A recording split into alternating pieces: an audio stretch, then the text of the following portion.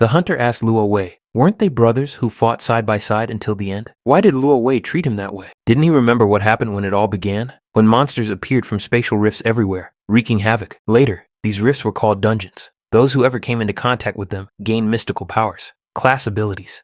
So they formed a class squad to conquer these dungeons. They advanced successfully. They even managed to conquer the most dangerous hidden SSS-rank dungeon. Luo Wei said that this was precisely why he had to be eliminated. He had become uncontrollable. Powerful owners of class abilities can easily violate the kingdom's orders.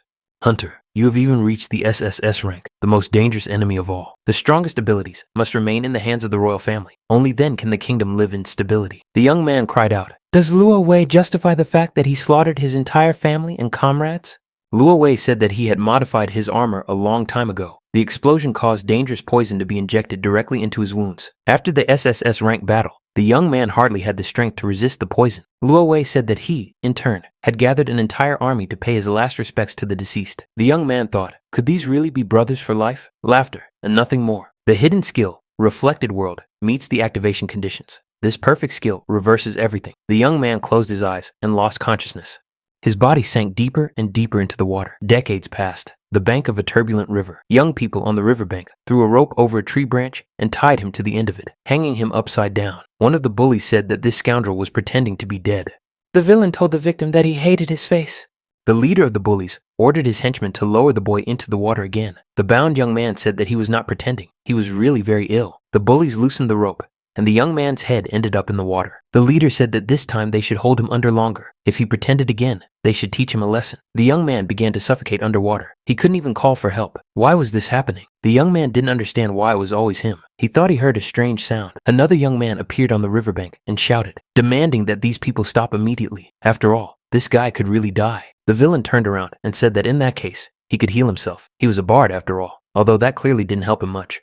The villain approached the young man and said he was a hypocrite. After all, he was the one who led them to this victim. So, if anything happened, this death would be on his hands too. The young man was outraged. The villain asked if maybe he wanted to swim too. Could it be that Vitya's toy had developed a mind of its own? The bully swung his arm and was about to hit the frightened young man. However, something incredible happened. The water in the river trembled and began to disappear somewhere. Those present were frightened and shouted that it was an underground passage. But where did it come from? The bullies let go of the rope and started to run away, shouting that a new underground passage had opened up. The young man saw that the victim was still tied up and his head was still in the water. The young man thought that he had no time to think. He had to save the victim. He rushed to help.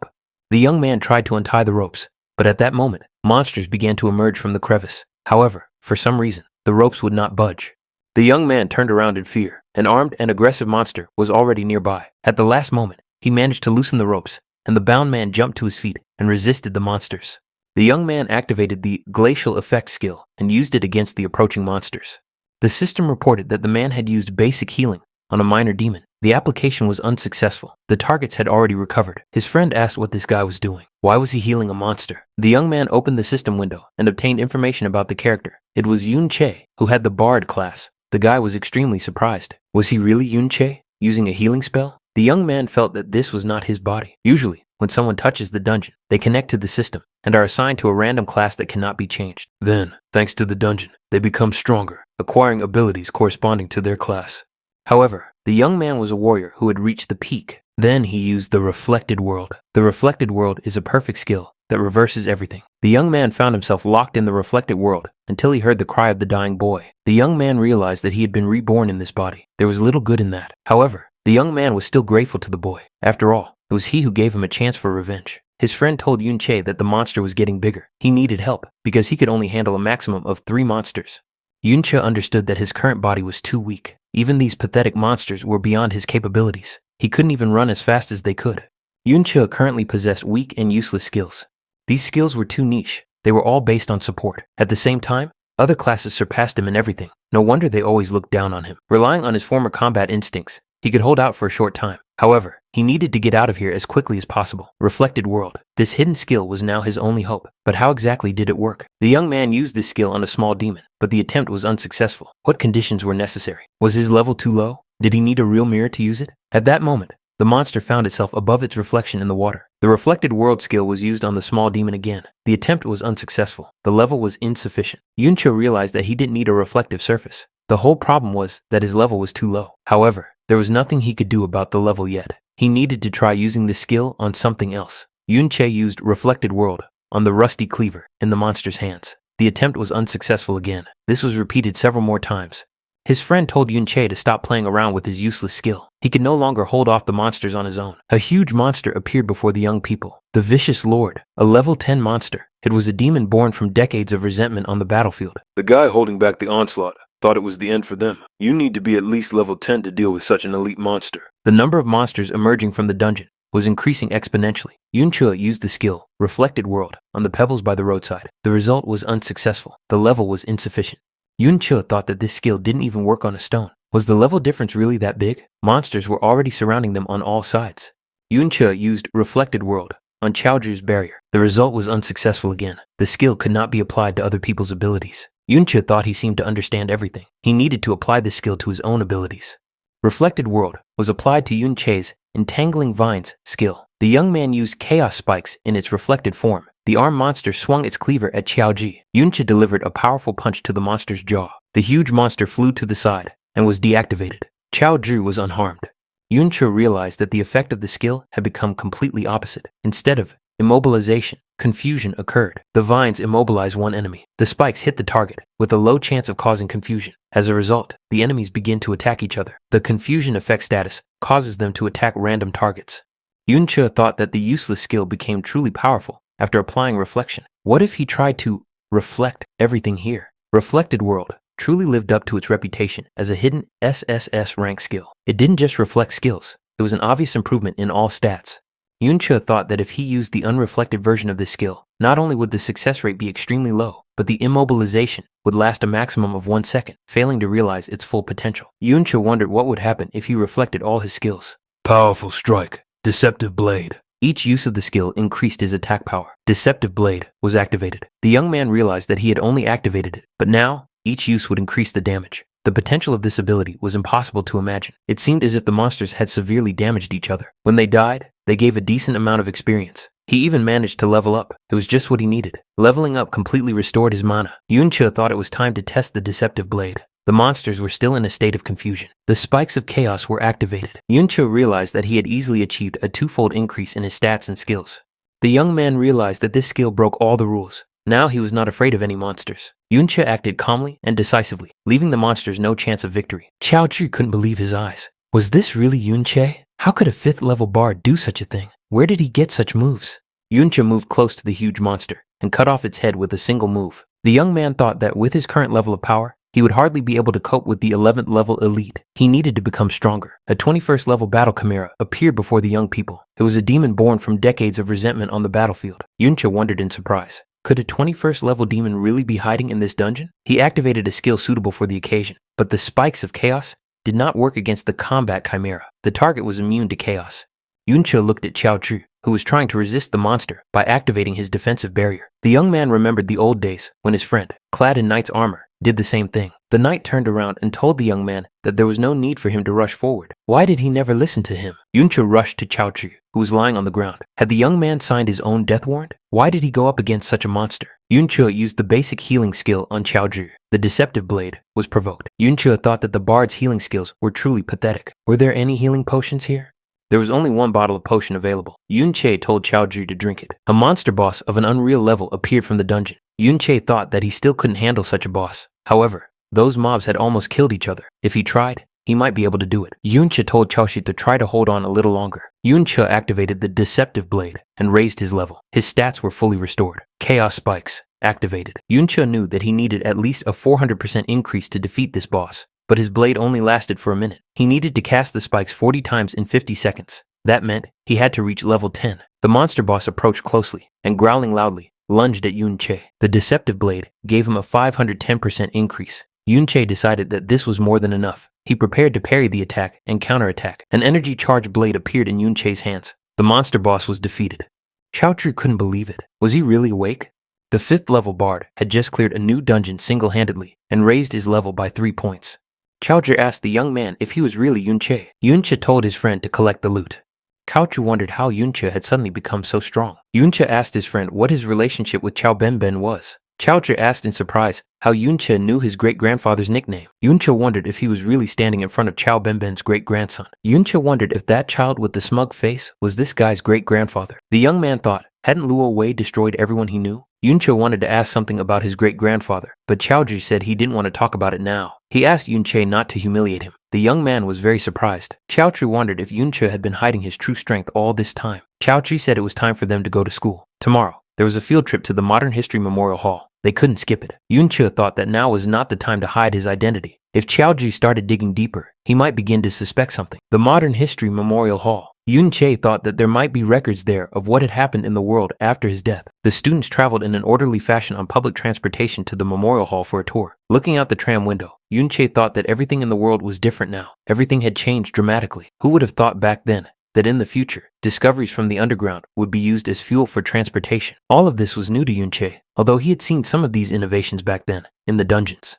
However, the young man believed that only items dropped by monsters could be taken from there. An epic ring made of chimera bone. It was created from the rib of a combat chimera and allowed the owner to attach the chimera's limb to their body. Yunche understood that such equipment and skill books could be stored in the inventory. They could be bought and sold outside the dungeons.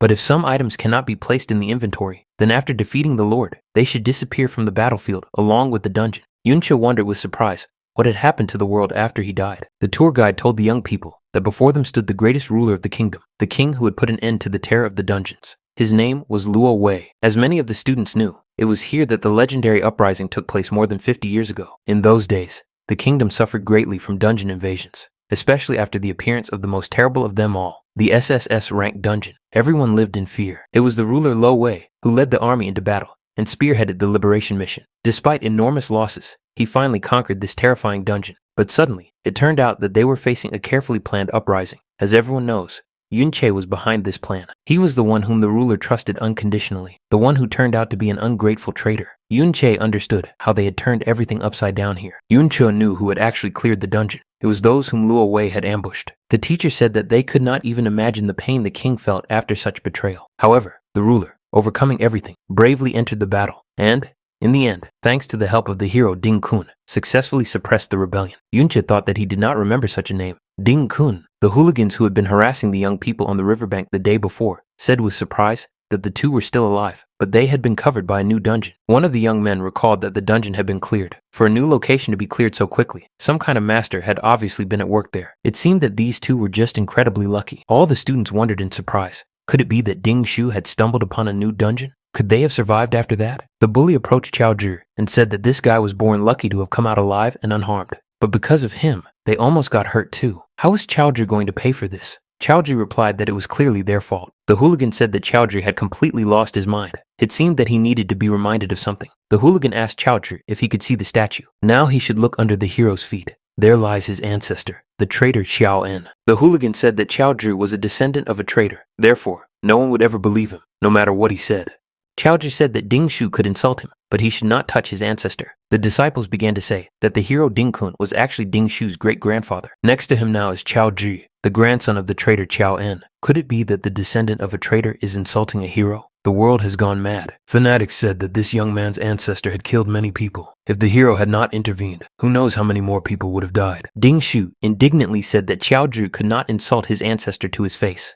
The teacher who approached said that he had always been fair, so now he wanted to say something. The teacher told Chaozu to apologize immediately. After all, the hero had spared his family. The teacher added that if the young man was unable to express his gratitude, he should at least not insult him. Ding Shu said that if he beat Chaozu in front of everyone now, people would only be happy, because no one would help a mad dog that was being taught a lesson. Moreover, everyone despised this dog anyway. Ding Shu asked if Chaozu really believed that the descendant of a hero could be wrong. He prepared to strike. However, at that moment, Yunche kicked Ding Shu in the face and said he would not allow this to happen. Ding Shu flew to the side and fell to the floor. Yunche asked if the hero's family had time to raise their offspring. The disciples saw, was this really Yunche? But this guy was unrecognizable. Did he really just kick Ding Shu?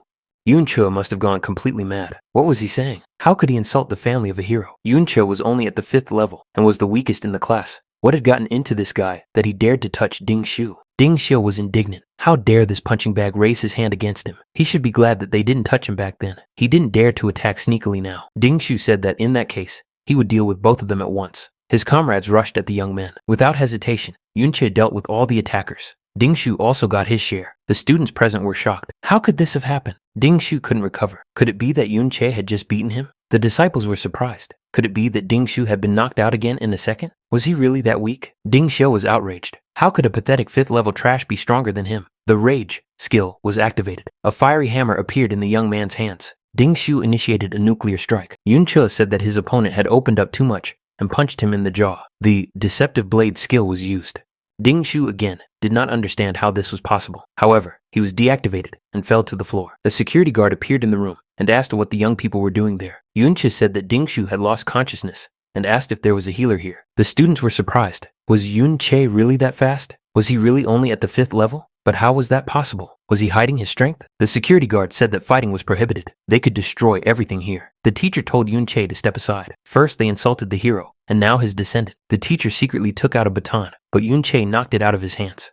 Yunche told the teacher not to waste his breath. The teacher talks about justice, but he only listened to Dingshu's version of the story. Does he want to curry favor with his family? The teacher replied that the young man was talking nonsense. Seeing the ring on Yunche's finger, the teacher was surprised. What kind of equipment was this? Although he did not use his full strength, the young man had effectively blocked his attack. Yunche said that it was nothing personal. He was just stating a fact. He did not believe that the teacher was capable of such a thing. The teacher said he would handle this conflict according to all existing rules. Where could Yunche have gotten this equipment? What else did he have in store? Yunche thought that even though it was epic equipment, it was still dropped by a 21st level lord. Yunche said that as punishment, the teacher could expel them from this pavilion. Chaozu followed his friend to the exit. He was surprised. Could Yunche really block even the teacher's attack? How could a student be capable of such a thing? The teacher said that Dingshu needed to be healed urgently. The young men left the pavilion. Yunche thought that it turned out that no one had survived. Ben had been destroyed by this so-called hero. Yunche looked at Chaozu and thought that now he could ask him anything. He would answer without hesitation. Yunche asked his friend to tell him about this hero, Ding Kun. Chaozu said he wasn't sure if he remembered everything correctly. Ding Kun seemed to have known about the great villain Yunche's conspiracy from the very beginning and had set up an ambush near the dungeon to help the ruler. In this way, they managed to put an end to the rebellion. Yunche was surprised when he heard about the ambush near the dungeon. He had completely different memories. Chaozu added that the hero Ding Kun had been determined since childhood to end the crisis caused by the dungeons and had trained hard for this.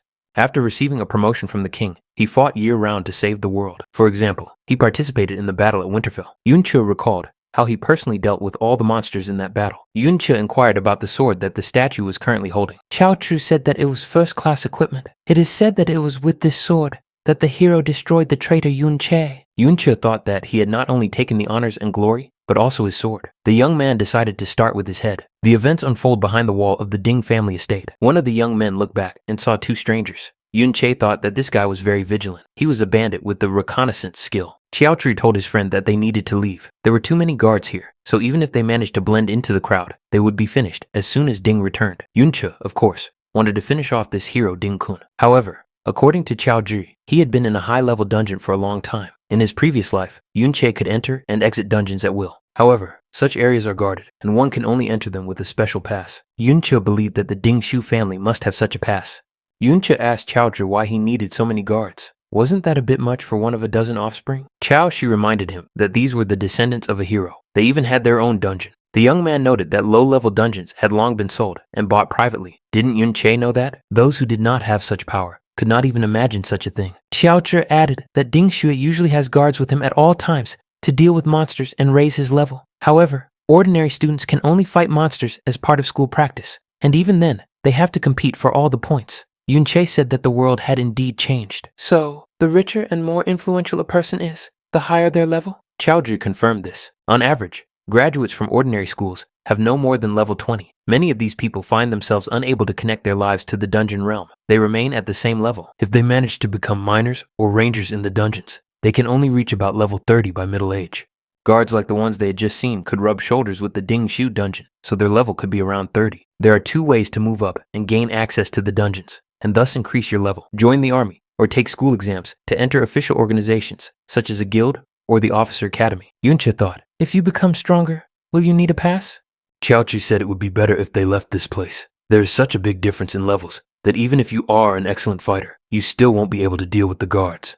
Yunche thought that with his current strength, it would not be easy to destroy even this hero, not to mention the great ruler, Luo Wei, who was under constant protection. However, the skills of a level 30 scout usually have a small range. These include Eagle Eye, heightened hearing, and summoning the spirit of a mouse. They are not enough to cover the entire state. Moreover, this is not a dungeon where life is fraught with constant danger, so most of the guards are simply idling, so it won't be that difficult to sneak in. The guards are much more relaxed than the near-perfect intelligence in high-level dungeons. Qiaoji said that even if they managed to get inside, they could be killed in such private dungeons, and no one would ever know. Yuncha asked his friend if he didn't want to change his life. Qiaoji replied that he did want to change it, but he could only do so if he joined the guild. Yuncha asked what Qiaoji could change if he got in. Since everyone considered him to be the great-grandson of the traitor Qiao Yi, Yuncha said that a person's fate is decided here and now. There's no point in leaving everything to chance, which may not even happen. Yuncha added that he personally was not going to miss out on the dungeon that was right under his nose. Qiaoju could decide for himself whether to go to the dungeon or not. Yuncha wondered if Benben's descendant would make the same choice as him.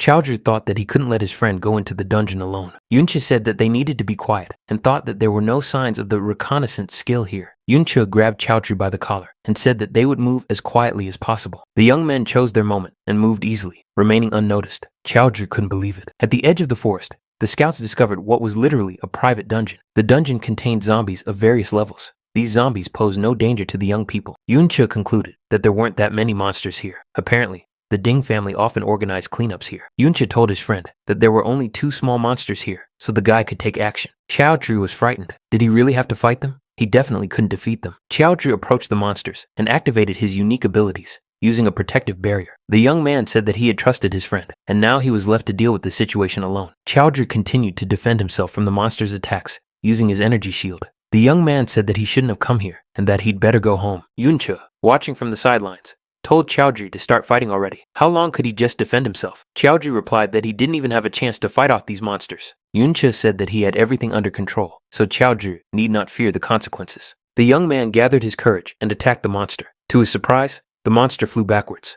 Watching the confrontation, Yuncha concluded that this guy had excellent skills. However, he was constantly frightened and easily panicked, so he usually only dared to defend himself. However, his intuitive judgment of the position of targets in space turned out to be very accurate. This allowed him to stay close enough to his opponent while continuing to defend himself. Qiaoju said that he wouldn't last long. Many people stay in one place simply because they lack the courage to challenge themselves. Yuncha mentally told Benben that his great-grandson had already taken a step forward. Qiaoju was surprised to see that his level had risen. Yuncha said that experience was distributed according to the significance of the attack. Even if Qiaoju threw the monsters off balance, if he didn't destroy them himself, he wouldn't gain much experience. Yuncha appeared to have a bone blade of sorrow in his hands. Yuncha concluded that Qiaoju was quite agile and asked how he distributed his stat points. The young man replied that, apart from mental strength, he usually distributed them evenly. Yuncha said that shield bearers usually don't increase their agility. Qiaoju replied that without it, he wouldn't be able to find a team at school. If he waited for a slow shield bearer, all the monsters would go to others.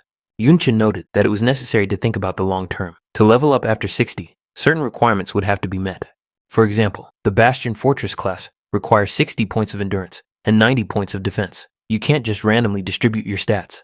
Qiaoju said that ordinary people can reach a maximum of level 40 in their entire lives. How could anyone even think about level 60 since it's S rank? Yuncha said that from now on, Qiaoju could think about S rank. Yuncha added that it was possible to plan for an even higher rank. It was time to plan for career growth. Yuncha thought that, until then, he had only managed thanks to his hidden skill, Reflected World. If nothing unfair happened, then the Reflected World had a level, and it could be raised. Yuncha began to do what he did best, destroy monsters in the dungeon. After a while, he asked how Qiaoju was feeling. The young man noticed that the blade skill had ended. This skill is powerful, but not suitable for long battles, just like his endurance. However, things are going faster than with a normal level increase. Now, he was 2 levels higher. Yuncha received the information and concluded that destroying these monsters accumulated Reflected World experience. Now it was necessary to collect the loot. The young people saw the Ding family's guards from a secluded spot in the dungeon. The guards were patrolling the area more and more frequently. Qiaoju said that there were already far fewer monsters, but the risk would only increase if they continued on their way. Yuncha thought his friend was right. When fighting monsters, one must avoid the attention of the guards, as well as calculate the bonuses and duration of the deceptive blade. This was quite difficult for him at the moment. Based on the skill book that had just appeared, it could be said that not all of the reflected skills were helpful in battle. The young man was still 30% short of leveling up. If his first level was so strong, then after leveling up, he would become even more powerful. If he destroyed the lord of this dungeon, he could immediately advance to the 2nd level. However, not all dungeons would allow him to farm experience for the Reflected World. Yuncha decided to go and see the lord of this place. The Summon Mouse Spirit and Summon Owl skills were activated. The Scout skills were becoming more and more apparent. The young people had reached their intermediate goal. Before them stood the lord of this dungeon. As was to be expected in such cases, It was a huge monster sitting on a throne. Xiaozhi said that this was the first time he had seen the lord of a controlled dungeon. At school, he was usually guarded by a teacher, and no one was allowed to approach him. The young man thought that this goal must be very high level. Yuncha noticed that there were many guards around. If he started to act, even more guards would rush over. With his current level, it was practically impossible to destroy the lord under siege. Yuncha crept up behind a guard and decided that in that case, he would start with them. He used his deceptive blade. The guard was deactivated. The guard was wounded and fell to the ground. Yuncha told the wounded guard that he was going to conduct a biased interrogation, so it would be better to be honest right away. The frightened guard said he was ready to tell everything and was waiting for questions. The Ding family doesn't pay very much, and it's not worth his life. The guard said that there were many passes to the hero's private dungeon, and that they were kept in the old master's office. This was not so unusual. The guard added that he was not lying. He had seen the master take a pass from his office several times and leave with the chief guard. However, this is a temporary permit that does not contain any information about the person. Therefore, if there is no one nearby who can confirm the person's identity, an interrogation is mandatory. Yuncha told the guard to retrieve everything he had in the system storage. Yuncha led the guard out of the dungeon. The young man asked if there were any other books on bard skills. The guard replied that there were no more. He added that the Ding family was so stingy that they took everything they found in the dungeon. They had to be content with the scraps. Everything interesting was in the inner residence. The guard showed him where the Din family's inner residence was, and added that even guards were not allowed to enter without a summons. Since everyone in the Ding family, except for Ding Shu, who is still young, is level 30 or above and has first-class equipment, they do not need security. Yunchu asked if he could get a pass to enter the house. The guard said that it was not possible at the moment because the owner was inside. After studying the information, Yun Che determined that the mustachioed man in the inner residence was level 42. He couldn't handle him alone. The old master and the third head were both above level 50. However, they were not present at the moment. Yun Che wondered if he had really decided to go to the residence to meet the head of the family, who was many levels above him. The guard had been deactivated and lost consciousness. Now he could be left behind without fear of him raising the alarm. Yun Che told Xiaozhi to stay here. The protagonist decided it would be better to simply lure him out. To control the lord, they use higher level chains. As long as he is alive, the dungeon does not disappear, and this can continue for a very long time. But at the same time, they also posted guards to watch over the locks on these chains. It was a kind of backup plan. However, such a safety net assumes that no one would even think of opening these locks. Yun Che crept up behind the guard. Yun Che plunged his blade into the guard's chest and killed him. The guards heard the noise and became alert. What could be happening there? Yun Che decided that there was no better way to lure the lord out. The lord of the dungeon rose from his seat and began to break the chains. The guards were surprised. Why had they suddenly lost control of the lord? Outside the dungeon, on the grounds of the Ding family estate, the head shouted for the guards not to hesitate and go to the dungeon to help. Yun Che received level 60 equipment. Having taken possession of the chains, the young man thought that it would now be much easier to enter the inner residence. A car pulled up to the gate of the inner residence of the Ding family estate, and the assistant opened the door and greeted the second head and the young master. Ding Shu told Dinghao, the second head of the Ding family, that there was no need to pick him up. Nothing serious had happened. It was just that Yun Che had gotten too big for his boots. Dinghao replied that it was simply on his way. Mrs. Yunsha got out of the car. She was also accompanied by security guards. Dinghao greeted the girl and invited her into his modest abode.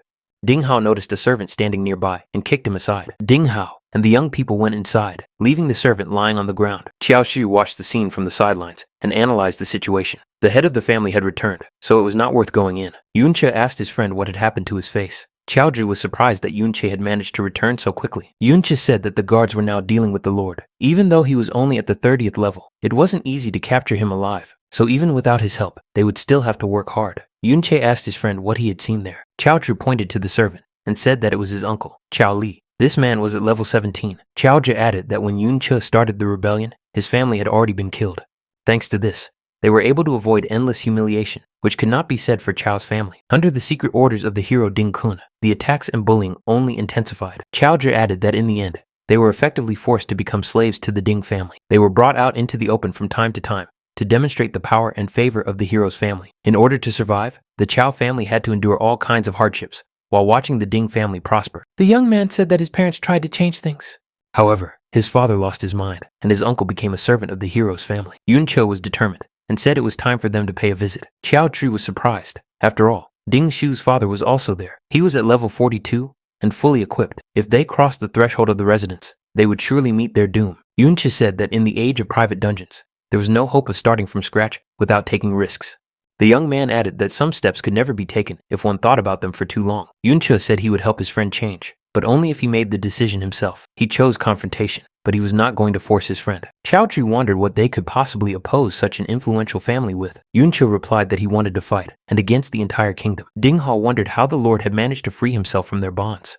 Yuncha asked if everything was alright, and suggested that they could come back another time. Dinghao replied that everything was fine, and that his brother would take care of everything. Lady Yunsha was more important than any dungeon. Moreover, upon learning of her visit, his father and third brother were already on their way home. Dinghao added that they had more than enough strength to deal with this misunderstanding. His grandfather had also been informed, and the hero was very eager to meet Yunsha. Yuncha remembered his friend's words, that a pass and an escort were required to enter the dungeon. This girl definitely had a special high status, judging by how she was treated. Yunche noted that Yunsha had the same surname as him. However, right now, he needed to focus on getting the pass.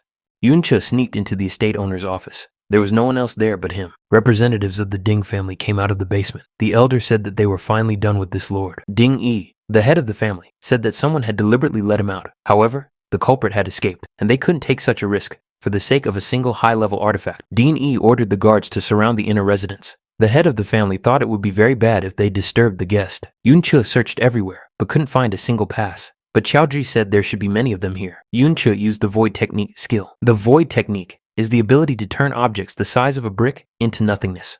In one of the boxes, the young man found a diary. There were also high-quality skill books in this box. Guards were stationed around the perimeter of the Ding family estate.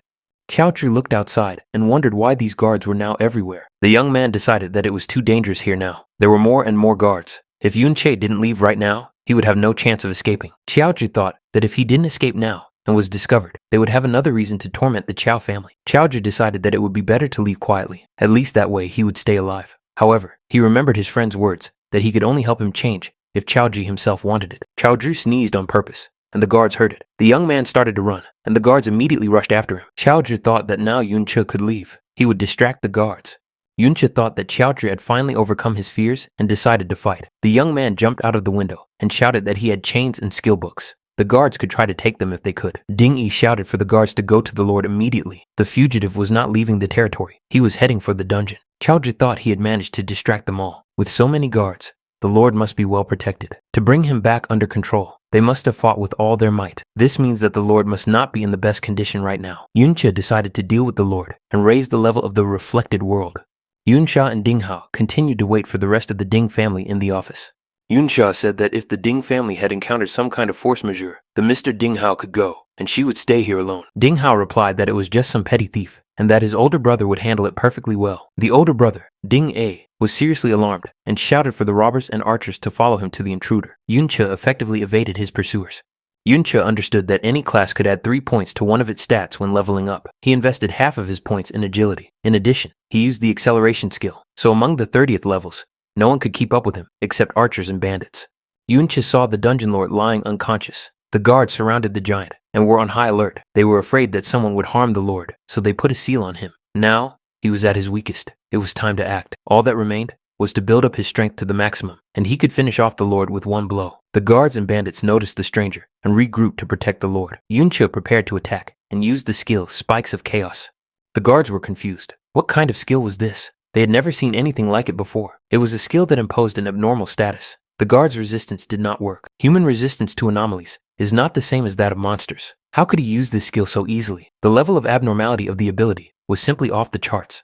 Yuncha thought that he just needed to walk through the squad and get to the weakened lord. This rabble had no experience in team combat. The kingdom had lived in peace long enough to degenerate. The guards were perplexed. Could they really not handle one person? It is necessary to pin down the stranger and finish him off together. Dean E said that if no one could stop him, he would take care of it himself. The head of the Dean family activated his equipment. Dean E approached the young man and initiated a fire explosion. Yuncha thought that now his opponent was caught. The young man understood that although he was not high enough in level to get a stat bonus from these targets, they were level 60, and that would be enough. The blow was strong enough to break through the seal barrier, but Yunche was thrown back by the shockwave. Yunche landed on his feet and thanked him for his help. Ding A shouted at his opponent not to dare do that. Yunche decided it was time to take the EXP for the lord. The lord was defeated. The protagonist was unharmed. The experience points for the reflected world were fully earned, and the skill level was increased. The bandits surrounded Yunche. An order was given to capture him. Ding E came closest and prepared to attack the protagonist himself.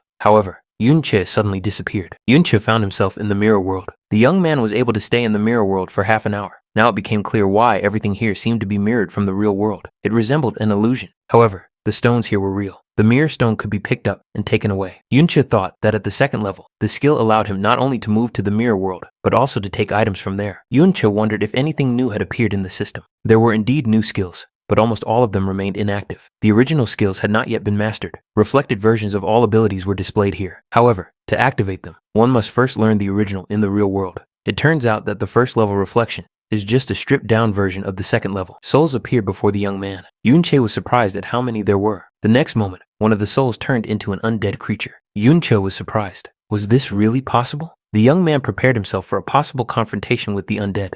After reading the necromantic contract, Yunche realized that after defeating the undead, he would be able to take it with him and summon it whenever he wanted. Yunche realized that he was holding ordinary stones. It seemed that the second level of the reflected world allowed not only objects to be transferred into reality, but also dead creatures. It was strange. Why didn't this guy appear after the dungeon dissipated? The guards didn't understand how he could just vanish into thin air. Maybe it was the bandits' camouflage skills? One of the bandits said that was impossible. Camouflage has visual effects and time limitations. It cannot make someone completely invisible. Ding Yi angrily asked what was going on here and why so many people had missed one guy. Ding Yi said that if the guards couldn't find him, then they would have to pay for the dungeon. At that moment, Yunchi appeared out of nowhere. The system announced that the time for walking through the reflected world had expired. Yunche realized that he was returning to the same place from which he had disappeared. Were there really no other conditions? Dean E ordered the guards to arrest this man immediately. Yunche said there was no need to rush. After all, they had been chased hard. It was time to repay them in kind. Yunche summoned the undead and said he wanted them to have a good time with this army. The guards were frightened by what this meant. Were they evil spirits? Ding Yi told the people not to panic. They were just necromantic creations. He had seen many like them before. A skeleton attacked a guard, who managed to put up a shield in front of him. Judging by their status, they were only level 20. Dean E told everyone to calm down. Anyone who wanted a raise should catch this stranger. The guards were delighted and became even more motivated. However, the man disappeared. Yunche left the area. He understood that the summoned undead were still weak. Yunche thought that if he could find stronger spirits, this rabble would no longer be able to stop him. However, of all the undead that had been found, the 20 strongest were already bound by contract. The reflected world also had limits to its exploration. It was only possible to move within a radius of 200 meters. Yunche thought that he would have to explore the reflected world in other places. Perhaps he would be able to find high-level undead there. Once outside, our hero saw one of the guards catch Chaudhry. The guard asked, "Did the young man really think he could escape from him? There would definitely be a good reward for this guy." Yunche jumped towards the guard, delivered a crushing blow, and freed his friend from his grasp. Yunche grabbed Chaudhry by the collar and said they were getting out of there. In the dungeon, the guards and bandits continued to fight the undead army. The guards knew that these skeletons weren't that weak, but why did they keep coming back to life? Ding Ge, the third head of the Ding family, nicknamed Three Beards, said that they were summoned creatures. They would have to be destroyed several more times. In the inner residence, the old man asked, "Has Lady Yunsha already left?" Dinghao apologized to his father and said that he was unable to stop her. The intruder acted too aggressively. He broke a window and flew out of the house screaming. They were unable to detain him. Ding Dan, the son of the hero, Ding Kun, the old master, asked, could the intruder really have made his way into the house? So not only did his son let him escape, but he doesn't even know what he looks like? Does he really think he is doing a good job after that? Dinghao, without raising his head, said that it was his fault. Dinghao said that Lady Yunsha had agreed to go to the hero's dungeon, so what had happened did not interfere with his grandfather's plans. Ding Dan said that when he found out who was behind this, that person would regret it. They had to check if anything had been stolen. Yunche had Chaudhry's temporary pass in his hands. Now all that remained was to find someone who could guide them through the dungeon where this hero was located. However, there was no rush for that now. Yunche thought that he had risen to the 20th level in Ding Shu's house. And although he had almost destroyed the ring, he had grabbed a dozen skill books from their collection. Bards mainly have support skills. These skills can be used to accumulate stats. Yunche believed that soon he would be able to crush opponents of his level with stats alone. The armor of the Wicked Knight would also come in handy soon. But the most important thing was that Yunche was able to raise the level of the reflected world. His combat power had greatly increased thanks to the contract with the undead, which was possible at the new level. However, that was not enough. Judging by the equipment on that statue, the hero was at least an S-class berserker. He needed to make a contract with undead of at least the same level and rise to at least level 50 before he could finish him off. Chaudhry asked, "Won't they find us?" Yunche said there was no need to worry. The guards had definitely lost track of them, and no one had seen their faces. Yunche thought that Chaudhry was still worried about his safety. At his age, that was natural. The protagonist asked his friend if there was a dungeon nearby where someone very powerful had died. He needed a high-level dungeon to level up. Chaudhry thought for a moment and said that there was such a place nearby. However, the problem was that it was located in a school, and they had no chance of getting in. Yunche thought that in that case, they would have to take unconventional measures. In a private residence, the man received a rare purple skill book and asked in surprise, "Is this all for him?" He thought that Yun-che really did have someone influential behind him. The teacher said that the time and order of use of the school dungeon were strictly regulated. There was nothing that could be done about it. However, there is one dungeon that was recently opened for future graduates. Lower grades are not allowed to go there. However, if we are talking about exceptionally outstanding students, then, on the recommendation of the teacher, they can be accepted into the team. The teacher said he would try to get the young people a place. Yun-che found himself in the right place. Those present discussed their plans for this dungeon. Someone said that this might be his last dungeon in his life.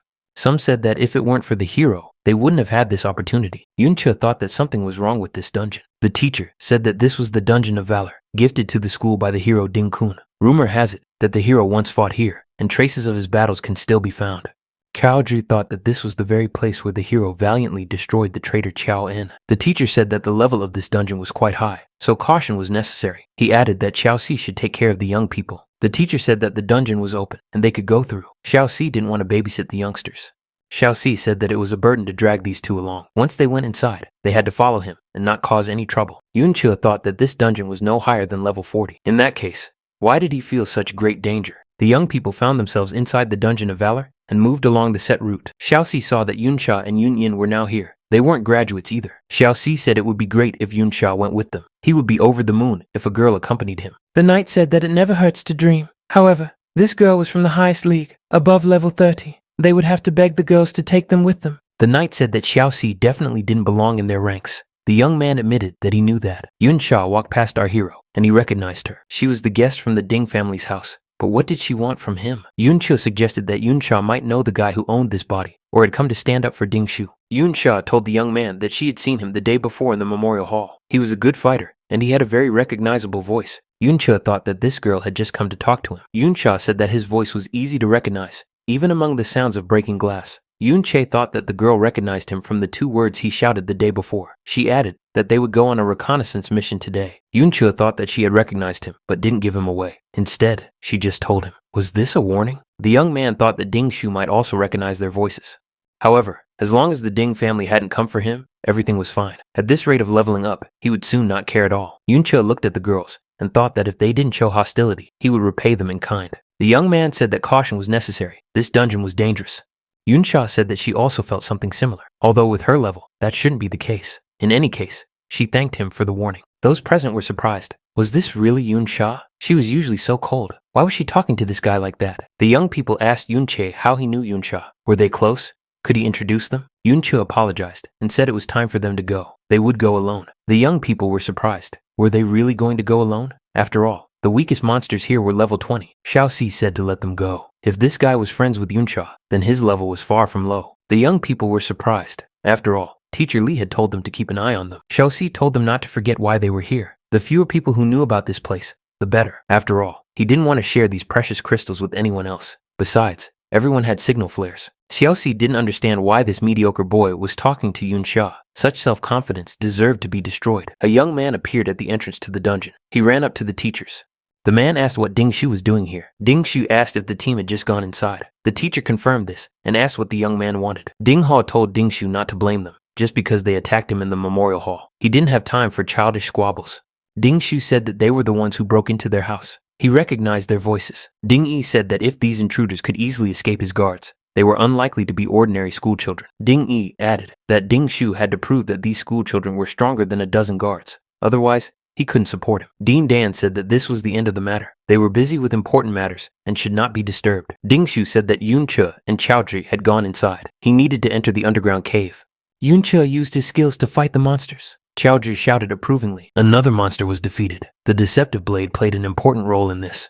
Chaodri checked the information and said that he had also leveled up a little. Yun-cha thought that among the skill books he had expropriated from the Ding family, there were 2 excellent skills: Surrounding Shield and Encouraging Shout. Chaodri could now use them too. The monsters here were not weak. However, with these skills, it would be much easier. The young man thought that, according to that teacher, a rare mob, the Obsidian Monster, lived in this dungeon. If he was lucky, this monster could drop the support skill, Gravitational Pull. It was one of the skills of the reflected world. However, there are not only obsidian monsters here, but also undead creatures. This will help find the place where all these powerful fighters died. Their souls must be near the place of their death. Looking down from the cliff, the young man saw something strange below. What kind of monsters are these? Below was a canyon of crystal columns. Yuncha wondered, could all these obsidian monsters be moving in a group? They had traveled at least a kilometer, which was beyond the usual range of movement for monsters. Could this be the wandering type? Wandering types are rare dungeon monsters that do not have a permanent habitat and are constantly on the move. They are much stronger than ordinary monsters. In the past, when humans were weaker, an encounter with a wandering type meant a bloody battle. They could also venture outside of dungeons. This led to inevitable disasters. However, defeating these high-risk creatures meant gaining a large amount of experience and better loot than from ordinary monsters.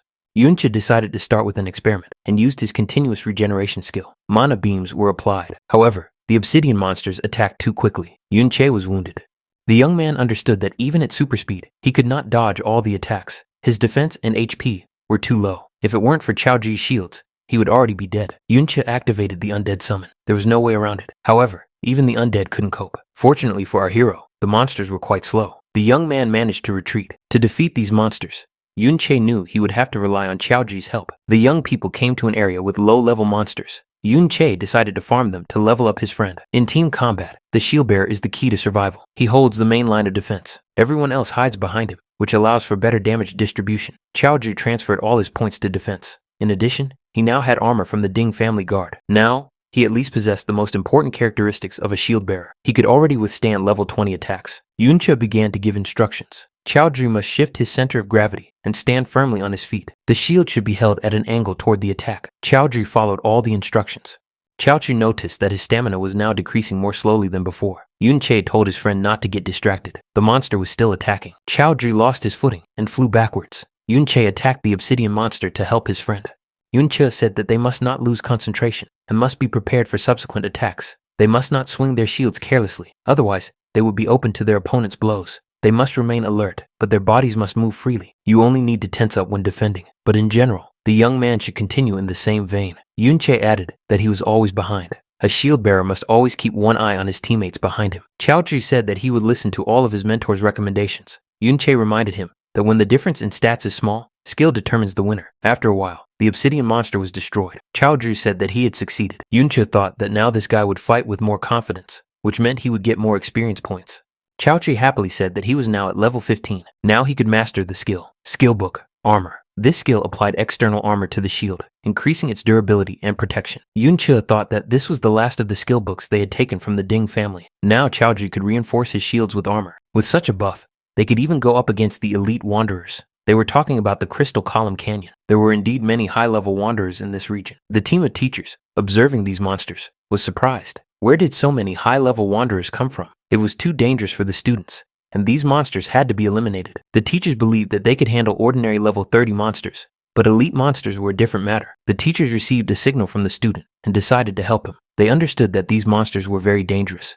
One of the teachers said he would stay here just in case and continue to monitor the monsters from a safe zone. The other teachers agreed. Their colleague would remain here to observe. If the rescue mission encountered the wanderers, 2 teachers would hardly be able to cope. The support of the majority was needed. Yuncha told the teachers who had arrived that the monsters were not very fast. Besides, they had not been detected yet.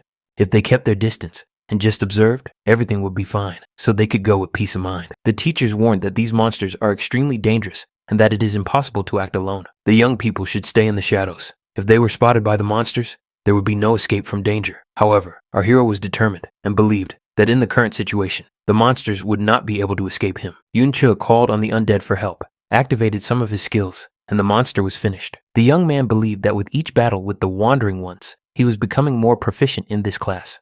However, when compared to his previous life, things were, of course, much worse.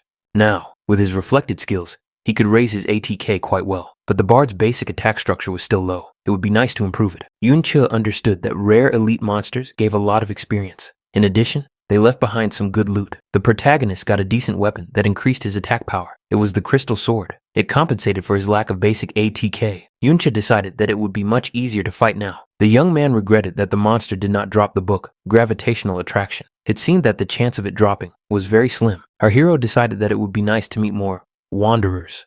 The teacher looked in Yuncha's direction and thought, because that was where the call for help had come from. But this time, it was a special signal that only the team of teachers had. The squad discovered a huge number of wanderers. But why were there so many of them here? Yuncha was surprised. Something was wrong with these monsters. One of the teachers said that it wasn't clear yet. However, the main thing was to rescue their comrades. He said that the signal had clearly been sent from the cave. Apparently, the students were stuck there. A rescue operation must be organized immediately. The rescuers were tense because there were so many monsters there. Even if all the teachers got together, it might not be enough. Yunsha said she considered it her duty to join the rescue expedition. Yunsha activated her exclusive skill, Secret Star Art. Magic circles began to appear along her path. Everyone present immediately appreciated her mental strength and powerful buff. This girl was at least epic level. Gravitational pull was activated. Yunsha's assistant used the skill Hidden Strike, and the monster was defeated. The students were surprised. Were these girls really that strong? Now it was definitely possible to rescue those who were stuck. Yunsha and Yunyin were incredible, as expected. Yuncha immediately determined that these girls had top-level equipment and skills. They could handle many tasks on their own. Qiaochu was curious about what was happening inside. Why had so many wandering monsters gathered together? Yuncha told his friend that he was going on a reconnaissance mission, and Qiaoji would remain here as the senior member. The protagonist decided to take a half-hour walk through the mirror world. The place was covered with crystals that acted as mirrors, so he could enter the mirror world at any moment. However, our hero never figured out how to return to reality. The day before, at the Ding family's house, when the time for his walk was up, he was unable to return. Yuncha was surprised. Do humans have mirror images? But monsters don't? But their destroyed bodies are material. Yuncha thought, could it be that only he has a physical shell in this space? The protagonist saw the images of the squad members and even recognized one of them. It seems to be Xiaoxi. It seems that the wandering ones gathered here because of them and then sent a signal for help. They are relying on the narrow passageway, so I don't think the monsters will get them anytime soon. What are the monsters really interested in? There were solid crystals all around, which prevented a full view. However, what the protagonist saw surprised him greatly. Among the crystals, the young man noticed a mirror-like crystal ore. Now it became clear why Xiaoxi and his team had come here. These crystals are different from those found outside. Unique materials that are not found in the outside world can be found in the dungeons. Masters use them to create special artifacts and equipment. This ore is one such material. Its value is several times higher than gold. Yunchu received information that he could pick up and take the mirror crystal ore with him. The hero realized that all he had to do was find a reflective surface to return to reality. He needed to find the time to study this skill better. It clearly had a lot of untapped potential. Yuncha decided that it would be a good idea to explore the area first. The amount of ore here was unrealistically large. If you mined it all, it would be enough to make anyone a billionaire. No wonder all the wandering monsters flocked here. The gravitational pull skill was activated again. Yunsha did her job. Yunyin activated the double blade dance skill. The skill, Art of Star Rain, was also used. Those present understood that these girls had epic level skills. How could they be so strong? They were cooler than any of the teachers. At some point, the students realized that they had been unlocked and were now free. Finally, they were saved. Xiaoxi said that he thought they would never get out. Now he feels relieved. Yunyin said that they shouldn't relax. They still had to fight their way back. Yunsha suggested that the way back would be a little easier. However, the wandering creatures from all over the dungeon had gathered here. The squad was surrounded. In the mirror world, the protagonist felt like he was in a maze. Yunsha saw a bright glow ahead. What could it be? Could it be the dungeon's secret treasure? If crystal ore is a special resource of this dungeon, then the crystal core is its unique and irreplaceable secret treasure. It is the condensed crystallized essence of all the ore in the dungeon. Its formation takes years, and the process itself is very unstable. One could live their entire life and never see it. Every secret treasure, without exception, has a special effect. The reflected image of the crystal core not only boosts base stats, but also reduces damage. The bonus to endurance means that the hero will receive more HP. Faster mana regeneration will allow you to use Deceptive Blade more often. But what is definitely important is the damage reduction. Damage reduction in percentage terms is rare, even for top-tier equipment, and at the same time, the item does not even take up a slot in the equipment. Considering how ore attracts wanderers, it is logical to assume that there is a monster here that surpasses the wandering type in strength. Yunche decided to use the secret treasure and head for the exit. All members of the expedition heard a loud noise and felt the ground shake violently. The tension grew. Could it be the Lord of the Wanderers? Why did he come here? The expedition members speculated that this Lord of the Wandering existed independently of the Lord of the Dungeon. It was a rare secret boss, and it was approaching the people. His power far exceeded that of ordinary lords. No teacher, let alone a student, could defeat him. Our hero believed that such monsters only existed in high-level dungeons. So where did such a monster come from here? The members of the squad believed that they would not get out of here alive. Yunsha got everyone's attention and told them to calm down. If they wanted to get out, they had to work together. That was the most important thing right now. Yunsha pointed in a direction and said that this canyon was their chance to escape. If they managed to break through the gorge, they would be able to get out of the dungeon. The secret star art was activated. Yunsha emphasized that no one should hold back. They had to fight with all their might and fight their way to the exit. The teachers believed that they had a duty to at least get the students out and prepared for successive attacks.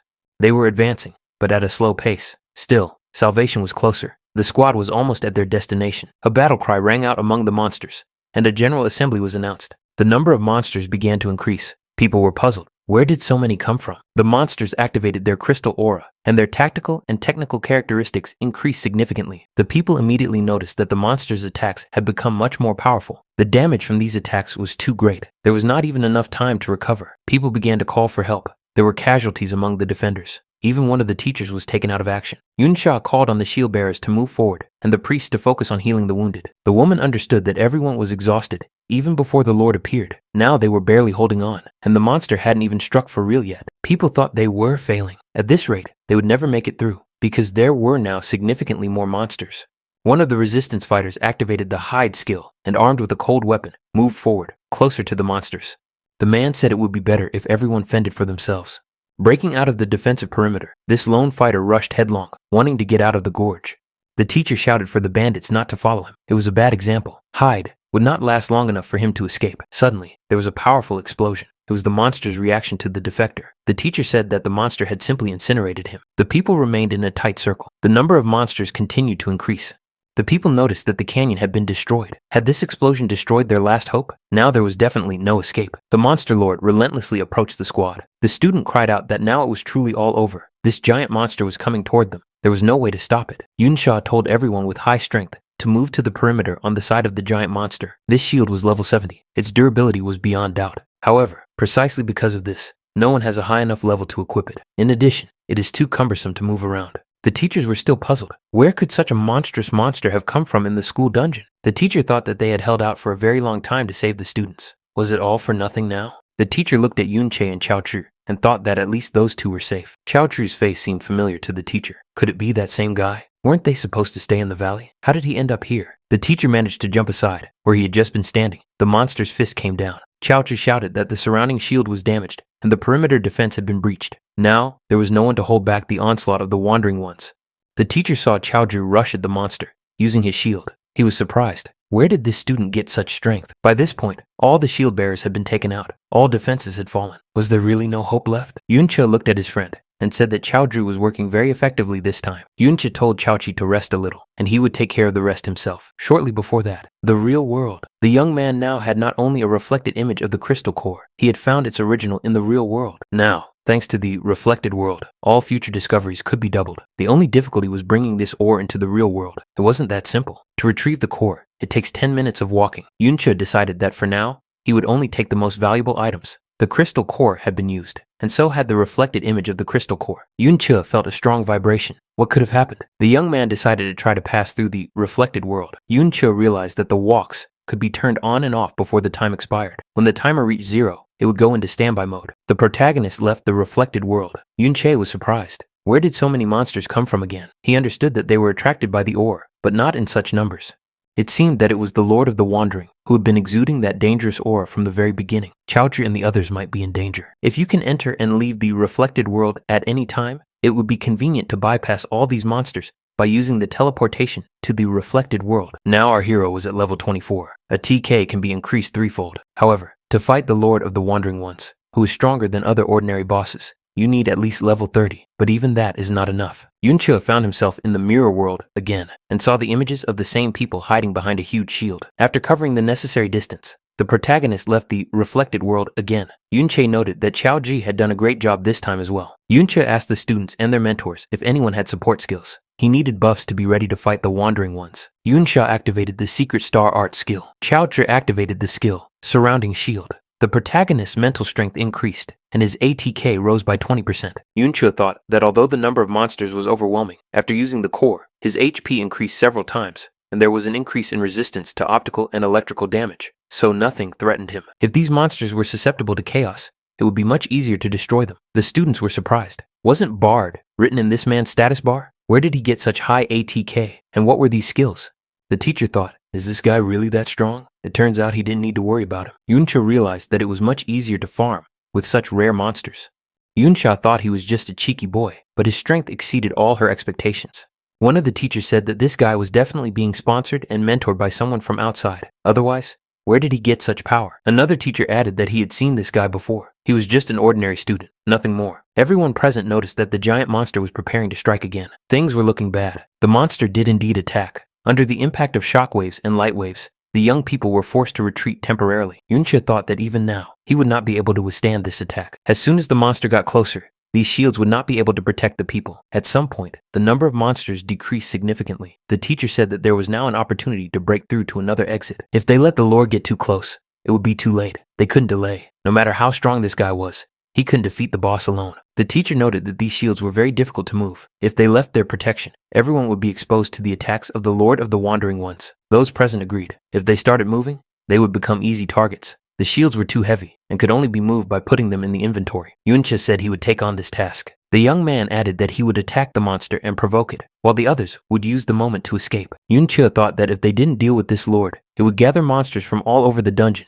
and might go out into the outside world. All previous cataclysms had been caused by wandering lords. Yuncha declared that he would stay here and destroy this lord. Yuncha distracted the monster, and everyone else took the opportunity to flee. They understood that no matter how strong this guy was, with so many monsters, his stamina would quickly be depleted. The teacher said that the faster they got out, the sooner the student would be able to leave. A colleague noticed that the guy seemed to have said he was going to destroy the Lord. The teacher added that the young man just wanted to reassure them. Everyone talks like that about the wandering one. Xiaozhi thought that he was still useless. At times like this, all he could do was run. Yunche was left alone with the monster. Yunche tried to get closer to the monster, maneuvering through the reflected world. However, his efforts were futile. The Lord's defense was too great. The damage Yuncha inflicted was too weak. The monster recovered immediately. Yuncha realized that he would have to break through to that point. The crystal on the monster's head was probably something like a heart, which meant it was its most vulnerable spot. However, the hero still didn't have enough power to attack. The students' buffs were coming to an end. Yuncha thought that he needed to level up first. He looked at the monster and realized that it was aiming at the place where he could potentially appear. There was almost nothing left of the walk. Almost all the time was up. If he relied on it to dodge, it would end immediately. There were no more than 4 minutes left. Yuncha thought that he could use the undead to cover himself now, but that would consume a lot of MP, and he wouldn't have enough to stack ATK later. Yuncha decided it made sense to retreat and think about a plan. But why were Xiaozhi, Yunsha, and Yunyin here? Yunsha said that his friend had begged them. They had no choice but to come to his aid.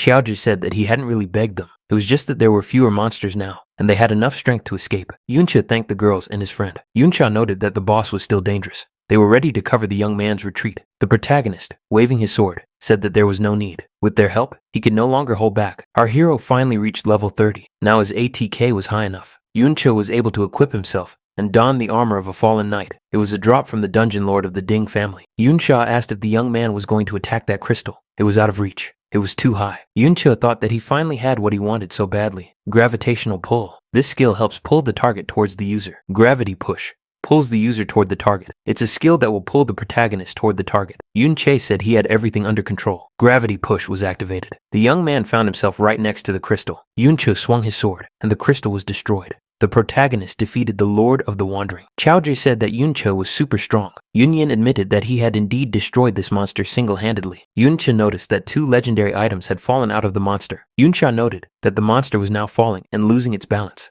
However, Yunche was still there, so caution was necessary. Yuncha entered the cave that had formed. Was it really empty here? The young man thought he saw the remains of the Wandering Ones in front of him. It seemed that an even more powerful Lord of the Wandering Ones had once been born here. That's why this battlefield looks so terrifying. At the top of the remains of the Wandering Ones, the young man saw the remains of Chao En. He was holding onto a sword stuck in the ground. Yuncha couldn't believe his eyes. Was this really Benben in front of him? This sight was not only visible to the protagonist. Yunsha said that it was the traitor Chao En. She had heard that he had been destroyed by the hero right here. However, she did not expect to see this.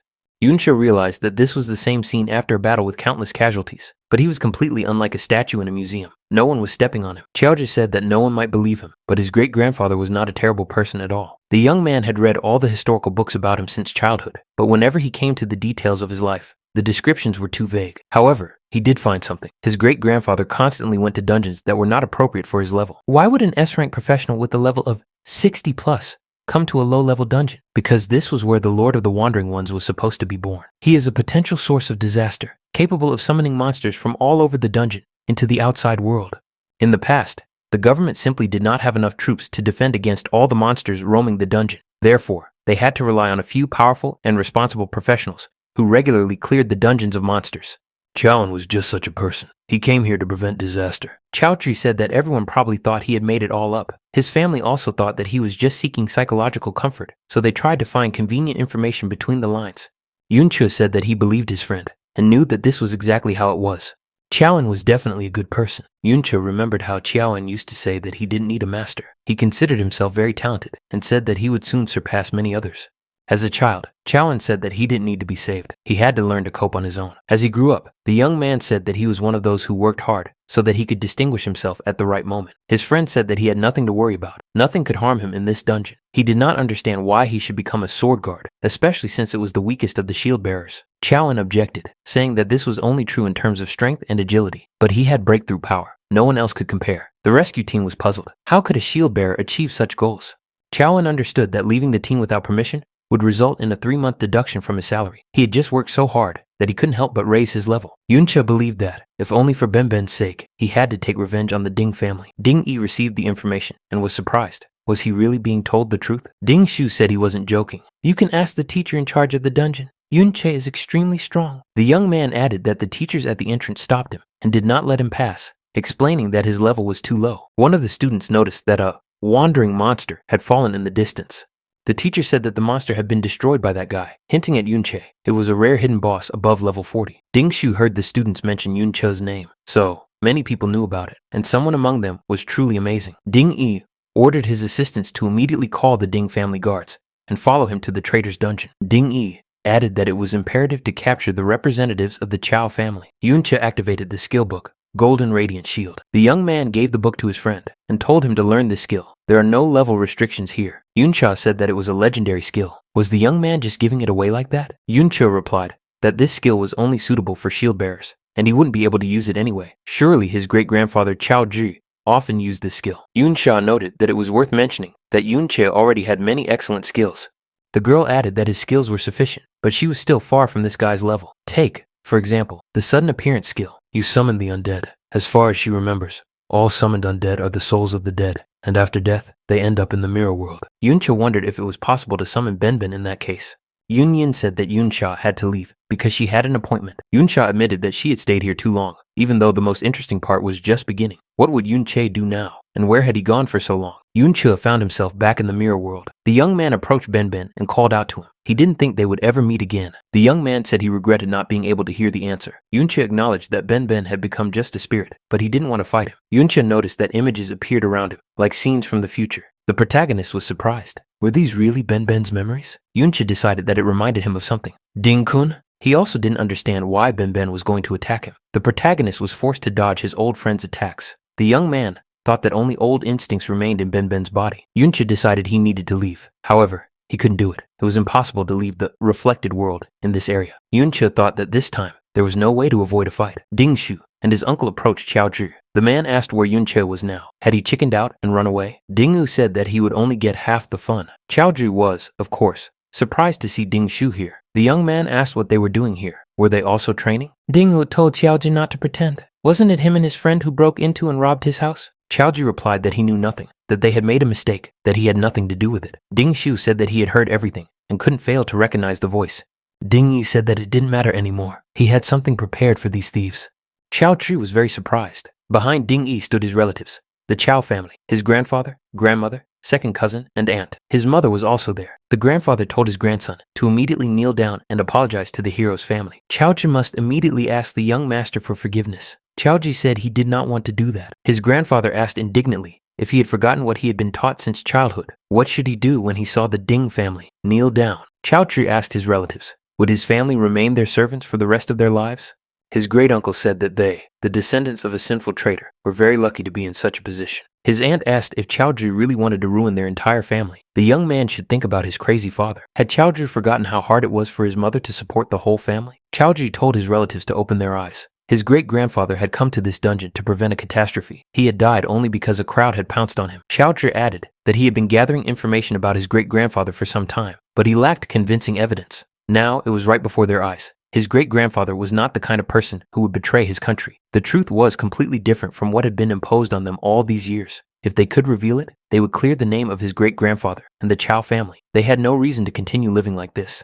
Chaoji said that the Ding family had no right to treat them this way. The Chao family should not have to suffer like this. Dinghao laughed and said that the young man was absolutely right. His great-grandfather had died in a sudden attack. He was definitely not a villain. To be more precise, his work in the underground had made him a fortune. But who cared? He was a traitor, and everyone should hate him. Dinghao asked if Chaoji really wanted to upset his father even more, or cause the whole family to be punished. The descendants of a traitor should be more modest. Dinghao said that, in fact, all the members of the Chao family knew the truth. Otherwise, how did all those people they reported on die? Dinghao ordered everyone to kneel immediately. The Chao family obeyed. The young man's mother said she begged him to admit his mistake and stop resisting. It was all useless. With tears in her eyes, the woman said she didn't want to lose her son too. She simply couldn't bear it. Chaoji remembered how his mother used to tell him as a child not to pay attention to these people because her son was the best. Dingshu said that the boy was too slow on the uptake and kicked him. He added that he would make him bow down, whether he wanted to or not. Chaoji blocked the blow without much effort and threw his opponent aside. The young man said he would never bow down to anyone again. Dingshu was surprised. Would Chaoji really dare to fight back? Dingshu added that now his opponent would remember what it was like to be a whipping boy. Chaoji blocked his opponent's attack and asked his mother, how could this be? Chaoji punched his opponent in the jaw with all his might and said that it was his family who were the descendants of the hero. Dingshu held his bruised face with his hand and couldn't understand. How is this possible? When did Chaoji become so strong? Dingshu attacked again, saying that Chaoji had always been a punching bag that he had played with since childhood. Chaoji blocked the bully's attack again and said that Dingshu would never treat him that way again. Chaoji landed another blow and knocked out his opponent. The Four Eyes said that he was no longer the person he used to be. In the reflected world, the fight also continued. Yunche fought his old friend Ben Ben. Yunche understood that this was exactly what Ben Ben was like in his prime. The gap between them had become immeasurable.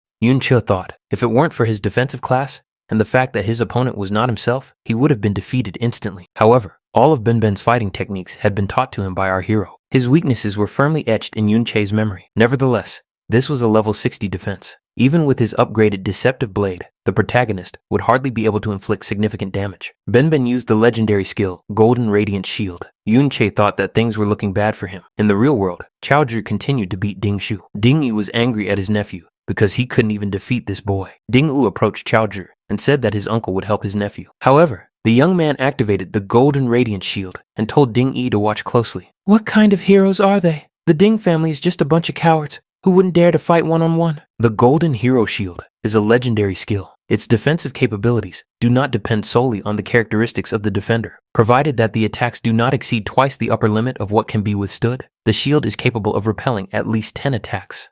However, this skill requires constant improvement. Even the slightest damage depletes its energy. After that, any 10 attacks can destroy it. Dean E destroyed the shield and asked what good it was. The man said it would take him a minute to deal with this boy. Chaoji lifted the beaten Dingshu to his feet and told his opponent that if his great-grandfather were here, he would be on his knees begging for mercy. Chaoji pushed the confused Dingshu forward. Dinghao said that this young man's great-grandfather was a useless fool who lost his life in a low-level dungeon. Now, it was his great-grandson's turn. A member of the Ding family activated the gravity shock skill. The ground beneath their feet shook and turned into huge boulders. Ding Yi demanded that the young man kneel immediately. Despite his opponent's use of this skill, Chaoji began coughing up blood, but he did not obey. Ding Yi approached the young man and said that he was extremely insolent. However, he wondered how he would be able to stand if his legs were cut off. Chaoji's mother ran up and asked Ding Yi to spare her son because he had no idea what he was doing. The woman said that she was kneeling before him and was ready to do whatever he asked. Ding Yi warned that if Chaoji did not kneel, he would have to deal with his mother. The villain added that there were enough people here to kill. Chaoji shouted, demanding that Ding Yi stop immediately. The young man turned and looked at his relatives. They were frightened and indignant. Ding Yi saw someone from the other world. Qiao En appeared before everyone present. But how is that possible? Chaoji's mother was surprised. Was it really her grandfather? The Chao family members claimed that their famous relative had been resurrected, but that was impossible. How could someone who had died be brought back to life? The aunt said that it was not Qiao En, but an undead. Yunche said that Ben Ben was so humiliated that he had to escape from hell to teach everyone a lesson. Chaoen looked at Ding Yi and his entourage with interest. Ding Yi ordered his men not to delay in attacking this undead creature. The Ding family guards rushed to attack one man, but met with unprecedented resistance. The Qiao family, seeing the skill of this warrior, declared that it was indeed Qiao En. Chaoji thought that this technique really belonged to his great-grandfather. He was able to repel the attacks of several guards at once. It was simply amazing. Ding Yi asked Yunche, was this his doing? He summoned another undead. Now he knows how to deal with these pathetic creatures. Ding Yu said that they were at most level 33. Even the revived Qiao En was just cannon fodder. Ding Yi lunged at Qiao En, but the ghost Ben Ben activated the clutch skill and blocked his opponent's attack. Ding Yu said that blocking techniques were useless against pure power and activated the skill summon and collision. Dinghao ran into another golden radiant shield. This was quite unexpected for him. Dinghao realized that even though Ben was no longer alive, he was still S-class. It could take half a day to deal with even one of his shields. Dinghao called on his guards to attack simultaneously and exhaust this undead creature. However, the guards had other things to worry about. They had to fight the undead. Dinghao felt annoyed. His armor was significantly worn out. The representative of the Din family shouted loudly and activated the skill, Burning Fury. He claimed that these undead were just a bunch of summoned creatures.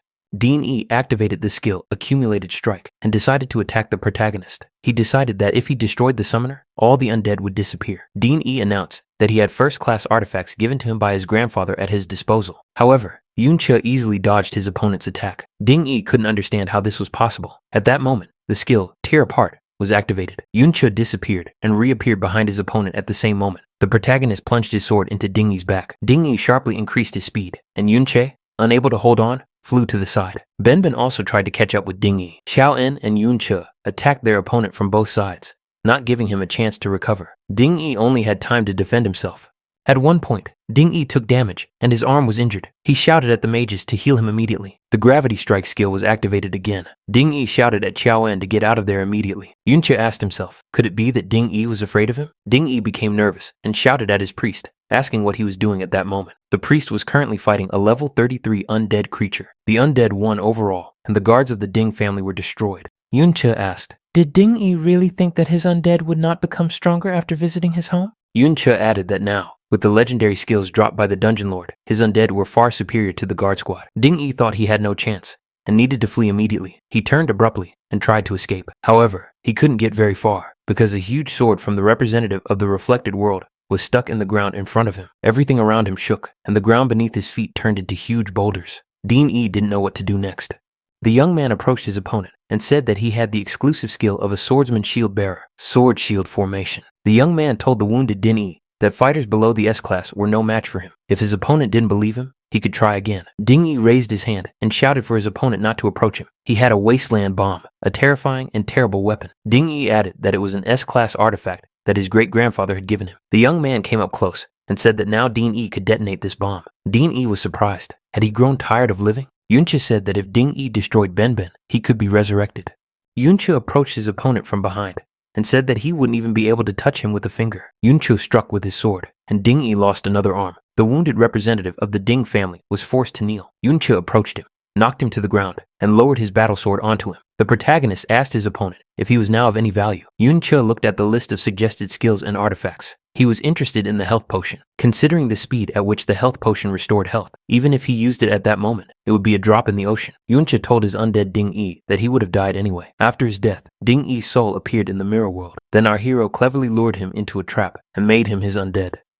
Yunche realized that the ranks of high-level undead could be replenished by taking lives. The young man decided to keep him for now. He might come in handy later. The old man from the Chow family said that this young man was still so young, but already very strong. Most likely, he was the one who helped Chow Ju. His inner strength had indeed grown considerably. The members of the Chow family asked the elder, what should they do now? The Ding family would definitely seek revenge for the death of their third head. Even though this guy was exceptionally strong, he didn't stand a chance against a hero. Those who had destroyed their relative decades ago had become even stronger. Yunche overheard this conversation and thought that this was indeed the case. If word of what had happened got out, he would have no time left to improve his abilities. He needed to reach a level where he could stand up to Ding Kun as soon as possible. The young man thought that sending the undead to hunt monsters was a good decision. Given the current level and equipment of the undead, they could easily cause a lot of trouble here. However, this dungeon was no longer sufficient to support rapid growth. Therefore, there was more important work for them to do. The question concerned the Dungeon Lord. Unlike hidden bosses such as the Lord of the Wandering Ones, the Dungeon Lord is its very core. The process of forming the sword shield had begun. The young man understood that defeating the Dungeon Lord would complete the conquest of the entire dungeon, after which it would simply disappear. The entrance was guarded by teachers. The Ding family certainly could not bring the Chow family here unnoticed. The Chow family would certainly look suspicious if they left the dungeon alone. Only by conquering the dungeon, and thus causing it to dissipate, would the Chow family be able to escape in the ensuing chaos. This would prevent the Ding family from confirming the death of the third chapter, and also help buy time. In the end, the protagonist defeated the Dungeon Lord, and the dungeon was conquered. The members of the Chow family noticed that the dungeon was beginning to dissipate. Yunche announced that he had destroyed the Lord. Soon, there will be great confusion, so the Ding family will not be able to react quickly to the death of the third chapter. If the Chow family could escape during this chaos, they would be safe for a while. Yunche added that if the Ding family used force, they should just surrender. Incidentally, the protagonist realized that the experience necessary to raise the level of the reflected world could only be obtained by defeating the dungeon lord. The previous upgrade of the reflected world gave a big boost. In the personal dungeon of some rich guy, things were also unsettled. The knight wondered, should he take this seriously?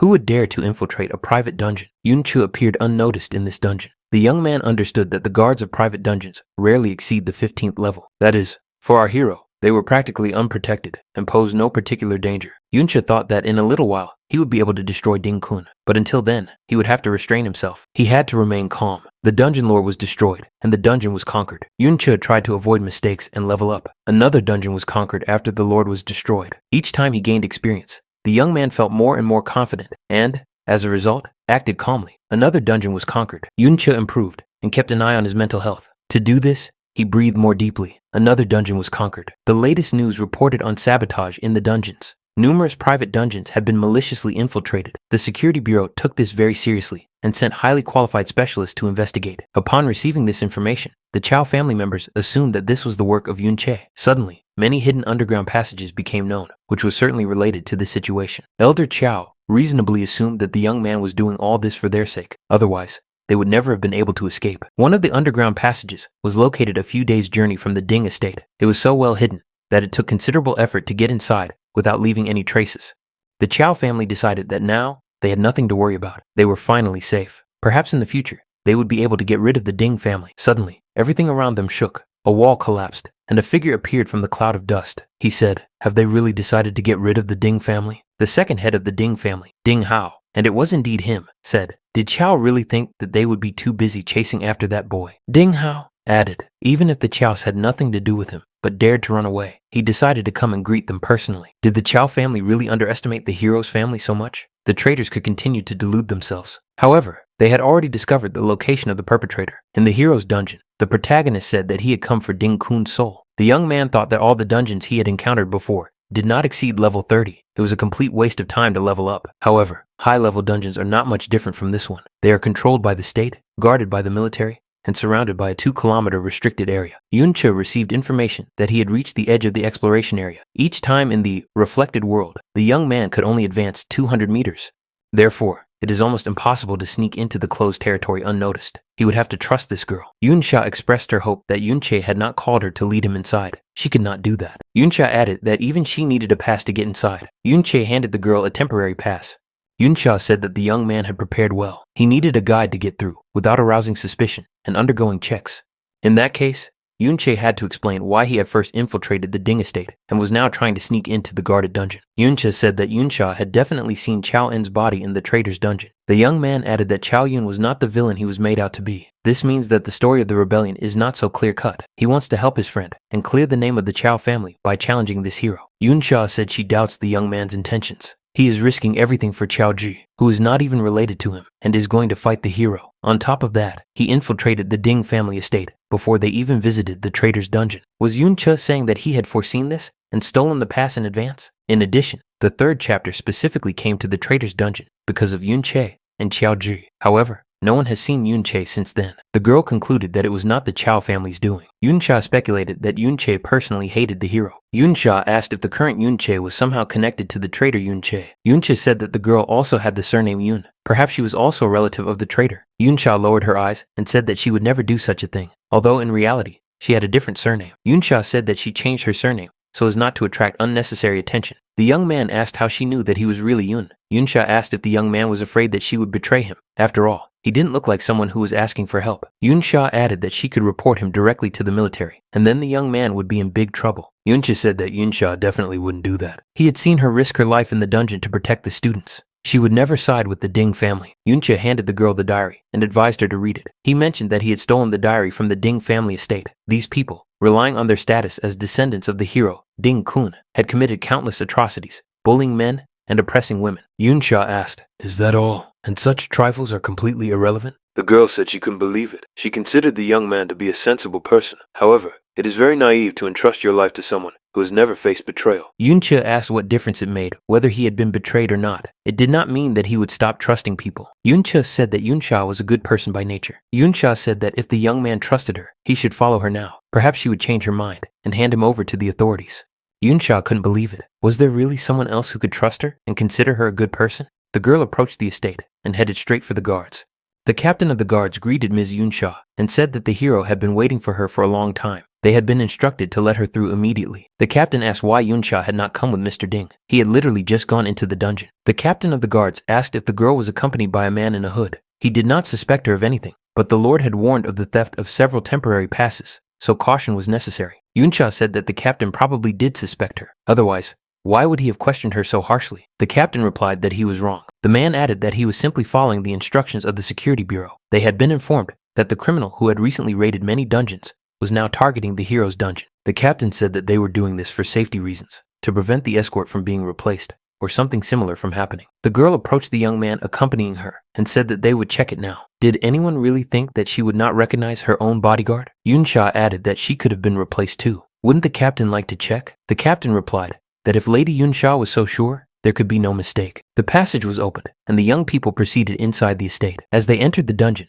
Yunchi thought that this girl was much more influential than he had imagined. Yunsha said that this time, she would trust the young man and not interfere in his affairs. However, that was all. She could not help him any further. Yuncha thanked the girl and told her to take the undead Ding-yi with her. That way, no one would suspect her of anything he intended to do next. Yuncha suggested that the young man still had some conscience left. Yuncha entered the mirror world again. The young man decided that he would finally be able to unlock the full potential of the third level of the mirror world. The dungeon revealed its secret. On the third level, the mirror world creates replicas of real monsters from the dungeon. Now, he could freely farm right here without fear of being discovered. Yuncha left the mirror world. Even after returning to reality, the undead continued to bring him experience.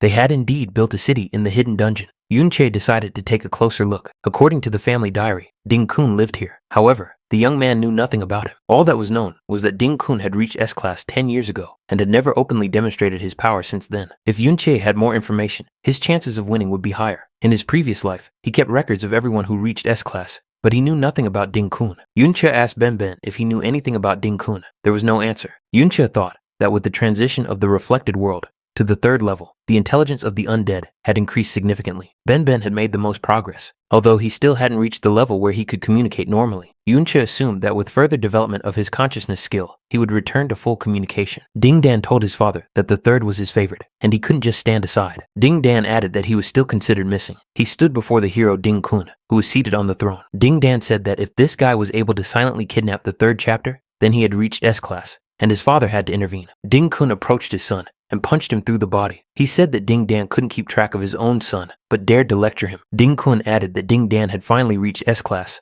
but couldn't even withstand a single blow from him. Ding Kun said that he had kept him close, but he turned out to be useless. All he had to do was look after his grandson. The hero added that Dan not only lost a man, but now he would have to clean up after him. Did Dan understand that he had lost his own flesh and blood, and that this would shorten his life by several years?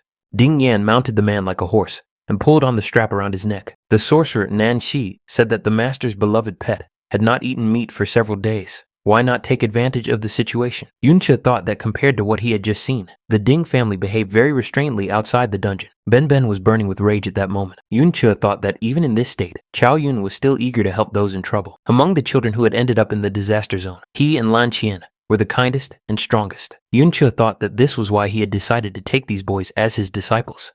He hoped that when the young men became stronger, they would be able to help others.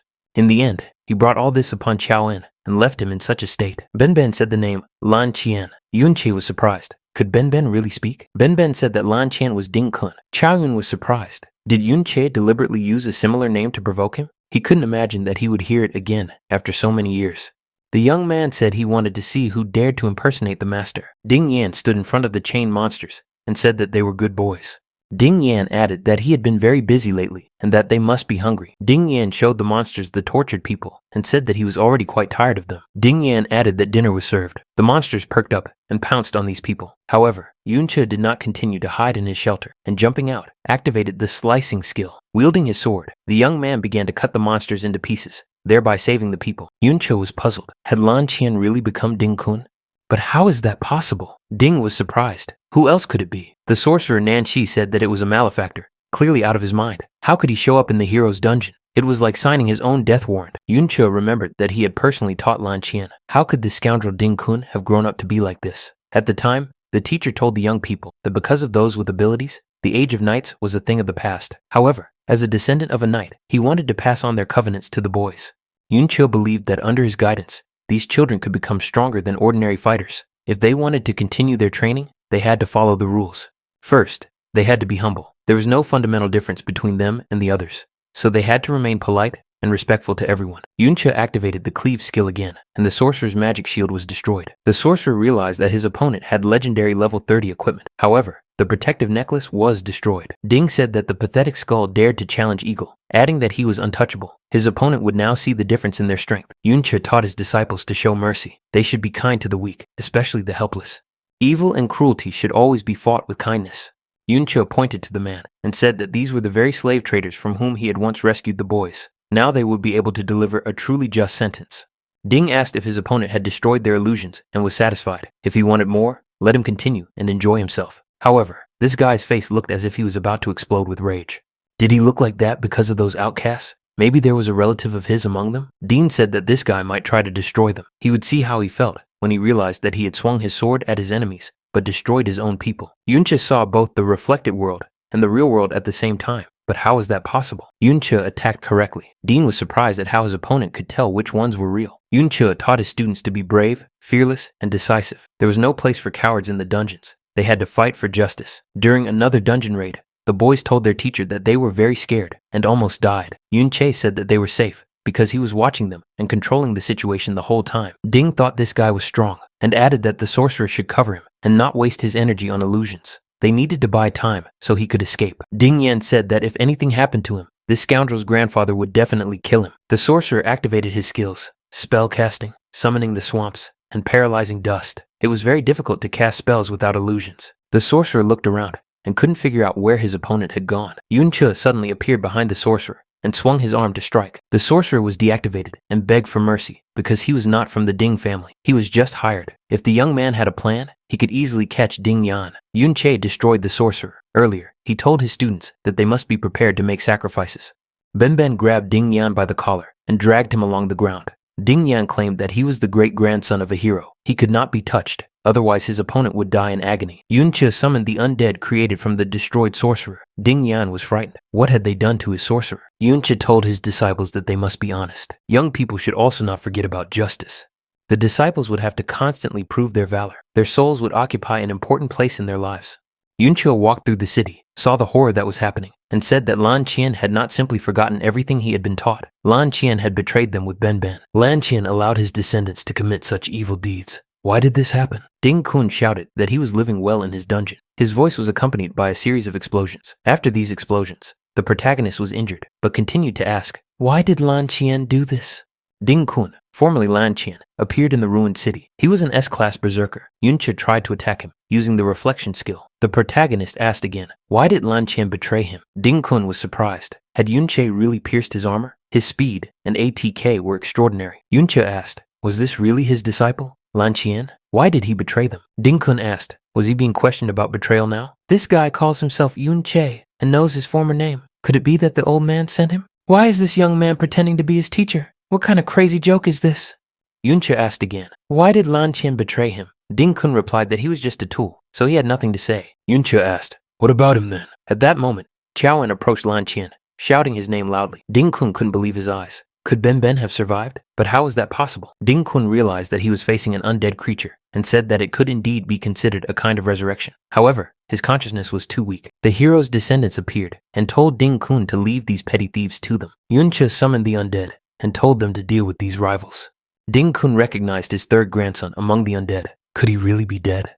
Ding Kun approached Yunche and said that this guy really interested him. After all, this was not just summoning undead, but a true resurrection. Ding Kun said that this guy had to prove that he was really his master, his dear teacher. Ding Kun asked what the teacher wanted to know, and that he was ready to tell him everything. Yunche said that even when he was first in the cage, Lan Qian tried to help others. How could he have changed so much? Ding Kun replied that the reason for everything was his dear teacher. Yunche was indignant. What nonsense was Lan Qian talking about? Had he forgotten who had freed him from slavery and made him so strong? Wasn't that what he had taught the young man? Why had everything turned out this way? Ding Kun asked why the teacher had waited so long before coming for him. Why did he let him suffer before saving him? Why not just make him a disciple? Just a disciple of a knight's son, when anyone could live in comfort? Why did everyone treat his disciples with such respect? What gave that useless Ben the right to enjoy all this when he hadn't really suffered enough. Ding-kun asked why he was better than him in everything. Ding-kun shouted loudly. Why did he become the teacher's favorite? Ding-kun asked why Yunche had forced him to switch classes to Berserk. Was it because he was a coward? Shouldn't he have chosen a more defensive branch, such as swordsman? Yunche was surprised. Had he ever chosen a favorite? Lan Qian always acted as if he wanted to become stronger and braver. Ding-kun said that it was all because the teacher loved people like Ben more, so he tried very hard to be braver. But did the teacher treat him better? The teacher despised him from the bottom of his heart because of his origins. There was no point in pretending anymore. Ding-kun said that pity and humility. He no longer wanted all these chivalrous feelings. How could that improve his life? Aren't relationships between people based on power and status? The teacher was able to brainwash the foolish Ben. He wasted his upgrades trying to save others. Ding-kun asked what betrayal he was talking about. If the teacher chose Ben, what does that mean? That he could have chosen someone else? His good friend Luo Wei gave him more status and power. Yunche can see what his descendants have become, and see what has become of Ben's legacy. Now they can only be servants of the Ding family. Yunche can see how Luo Wei has risen. What can the teacher say now? Which of them made the right choice? Yunche called his former disciple an ungrateful, heartless scoundrel. Yunche said that Ding-kun really couldn't compare to Ben.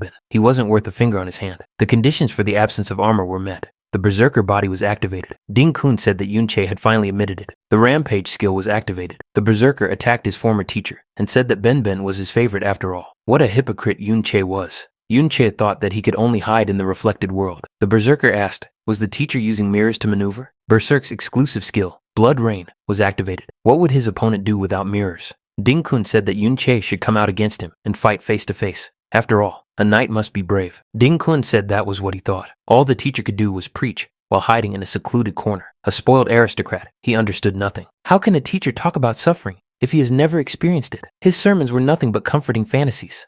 Berserk activated the skill, Bloodthirsty Blade. Did the teacher really believe that his friends and students would always be on his side? That was very naive. Yunche can now see his pitiful state. Without mirrors, he is nothing. Even if he doesn't attack now, Yunche won't be able to withstand the constant damage from Blood Rain. Ding-kun blocked his opponent's attack and said that his teacher wasn't always so weak.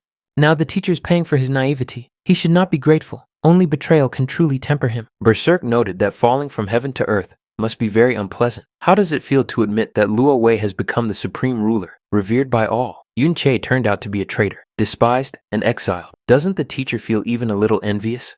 After numerous attacks from his opponent, Yunche could barely stand and felt broken. Berserk said that his former teacher was on the verge of collapse. Whether the teacher would survive or not depended solely on him. Ding-kun said that if the teacher admitted his mistakes and knelt down begging for mercy, he might spare his life and keep him here as a pet. But there was one condition. He would have to reveal the secret of resurrection.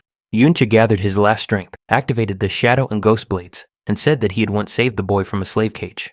His mistake was to trust a traitor. It was a mistake to believe that you can mold a person only by your example. Yunche found himself in the reflected world. He said that his mistake was believing that good people would never become bad. The skill Accelerating Radiance was activated. He was guilty of zealously following the virtues of knighthood. Yunche emerged from the mirror world and said that people like Ding-kun must be eliminated by any means necessary. Berserk laughed and said that he used to think it was a skill of wielding two blades, but it turned out to be blind slaughter. Using unfamiliar fighting techniques in real combat is tantamount to self-destruction. Yunche appeared behind his opponent and attacked him. Blood spurted from Ding-kun's mouth. He didn't understand how this was possible because he had destroyed all the mirrors. Yunche understood that any reflective surface could be a mirror. For example, a reflection could be in a pool of blood. Berserk activated the Blood Chi concentration skill and said that his opponent had slipped through his fingers. However, after this attack, their running around would end. Now, there was nothing to reflect. The next moment, Berserk was attacked again. His body was pierced through with a blade.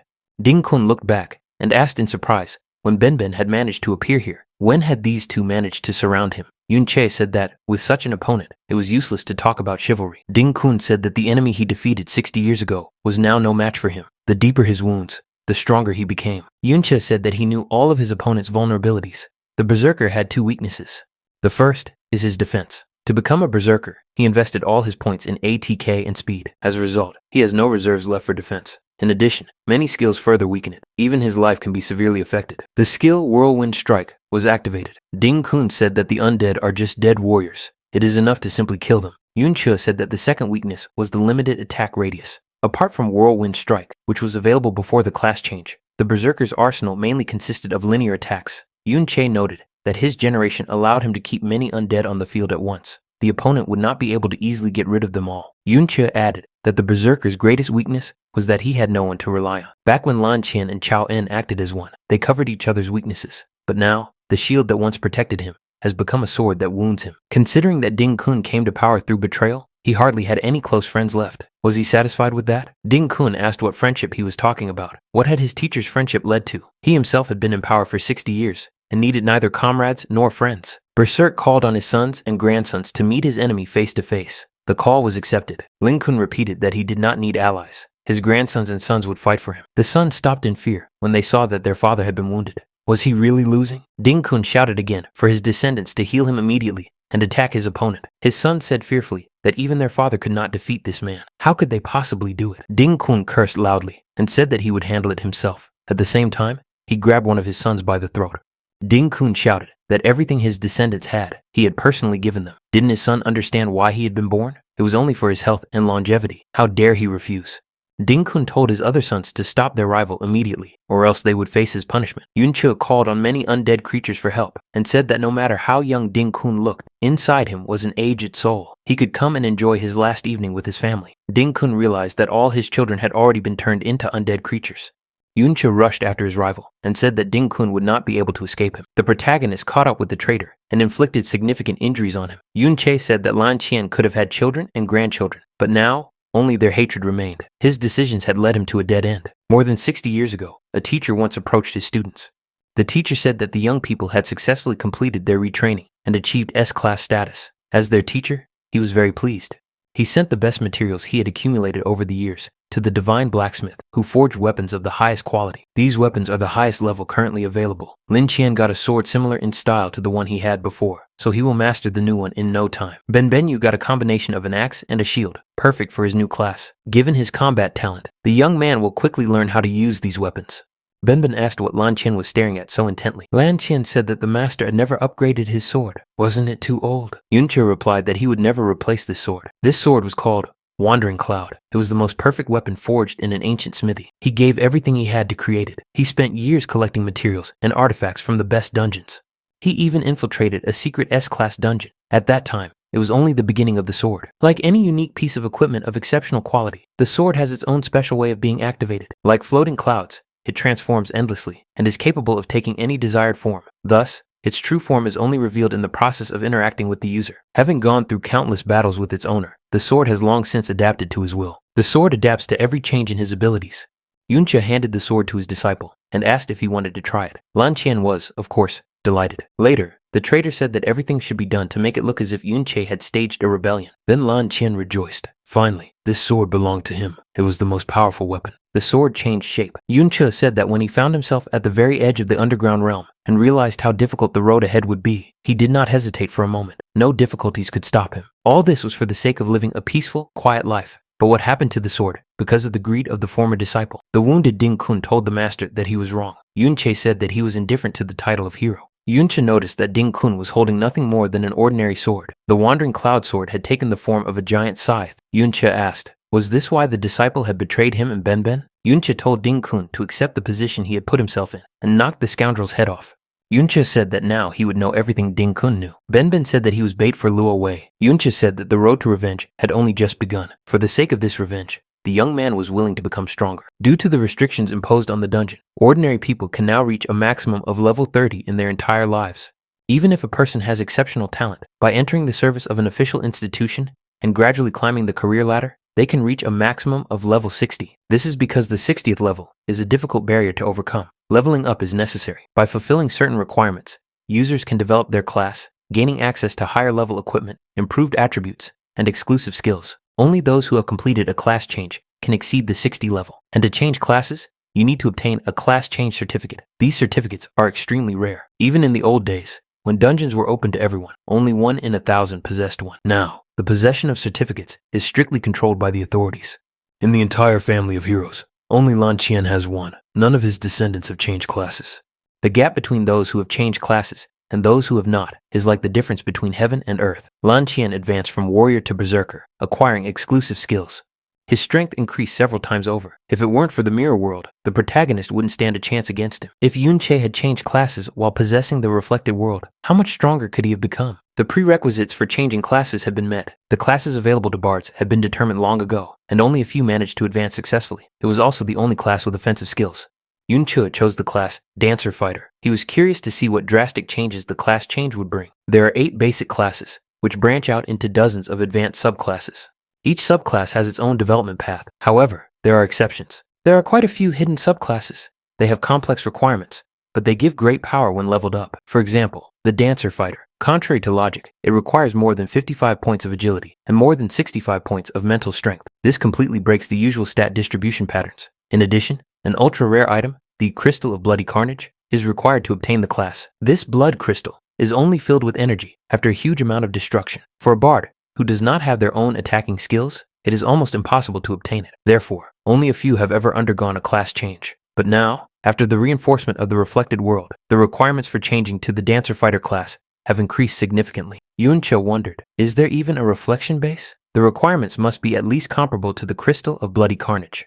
The Seedbed of Life is a treasure that allows you to endlessly produce fully restorative potions. Each such seedbed is something that professionals are willing to fight to the death for. Having it means allowing the team to do without a healer altogether. Then this class must be absurdly powerful. After transformation, Yunche moved back to the reflected world. The young man thought that raising the level of the reflected world would gradually open and improve it. An orc leader, the Dungeon Lord, appeared before the protagonist. It was a replica. After reaching the 3rd level in the mirror world, not only ordinary monsters appeared, there were already replicas of the Dungeon Lords.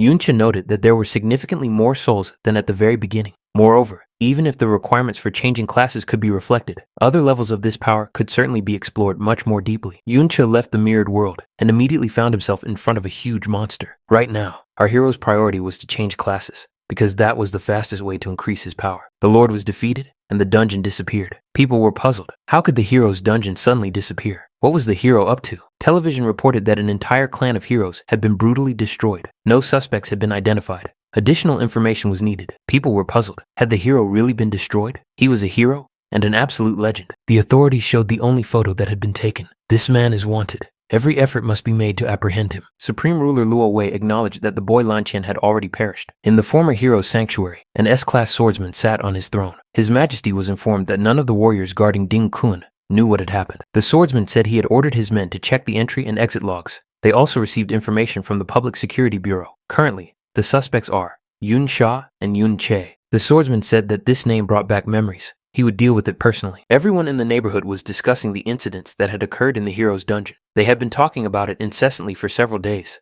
but who dared to raise a hand against the hero? Yun Sha was puzzled. What was the army doing in this area? The girl couldn't believe it. Did this guy, Yun Che, just take it upon himself to destroy Dinghao? She had helped him enter the hero's dungeon. Should she report this? After this, she doubted that they would ever meet again. At that moment, Yun Che was walking towards the girl. This encounter was unexpected. Chowan said that it was a hotbed of life. He had never heard of such a thing. A seedbed of life is necessary for class change and is extremely rare. It is only available to very high-ranking individuals.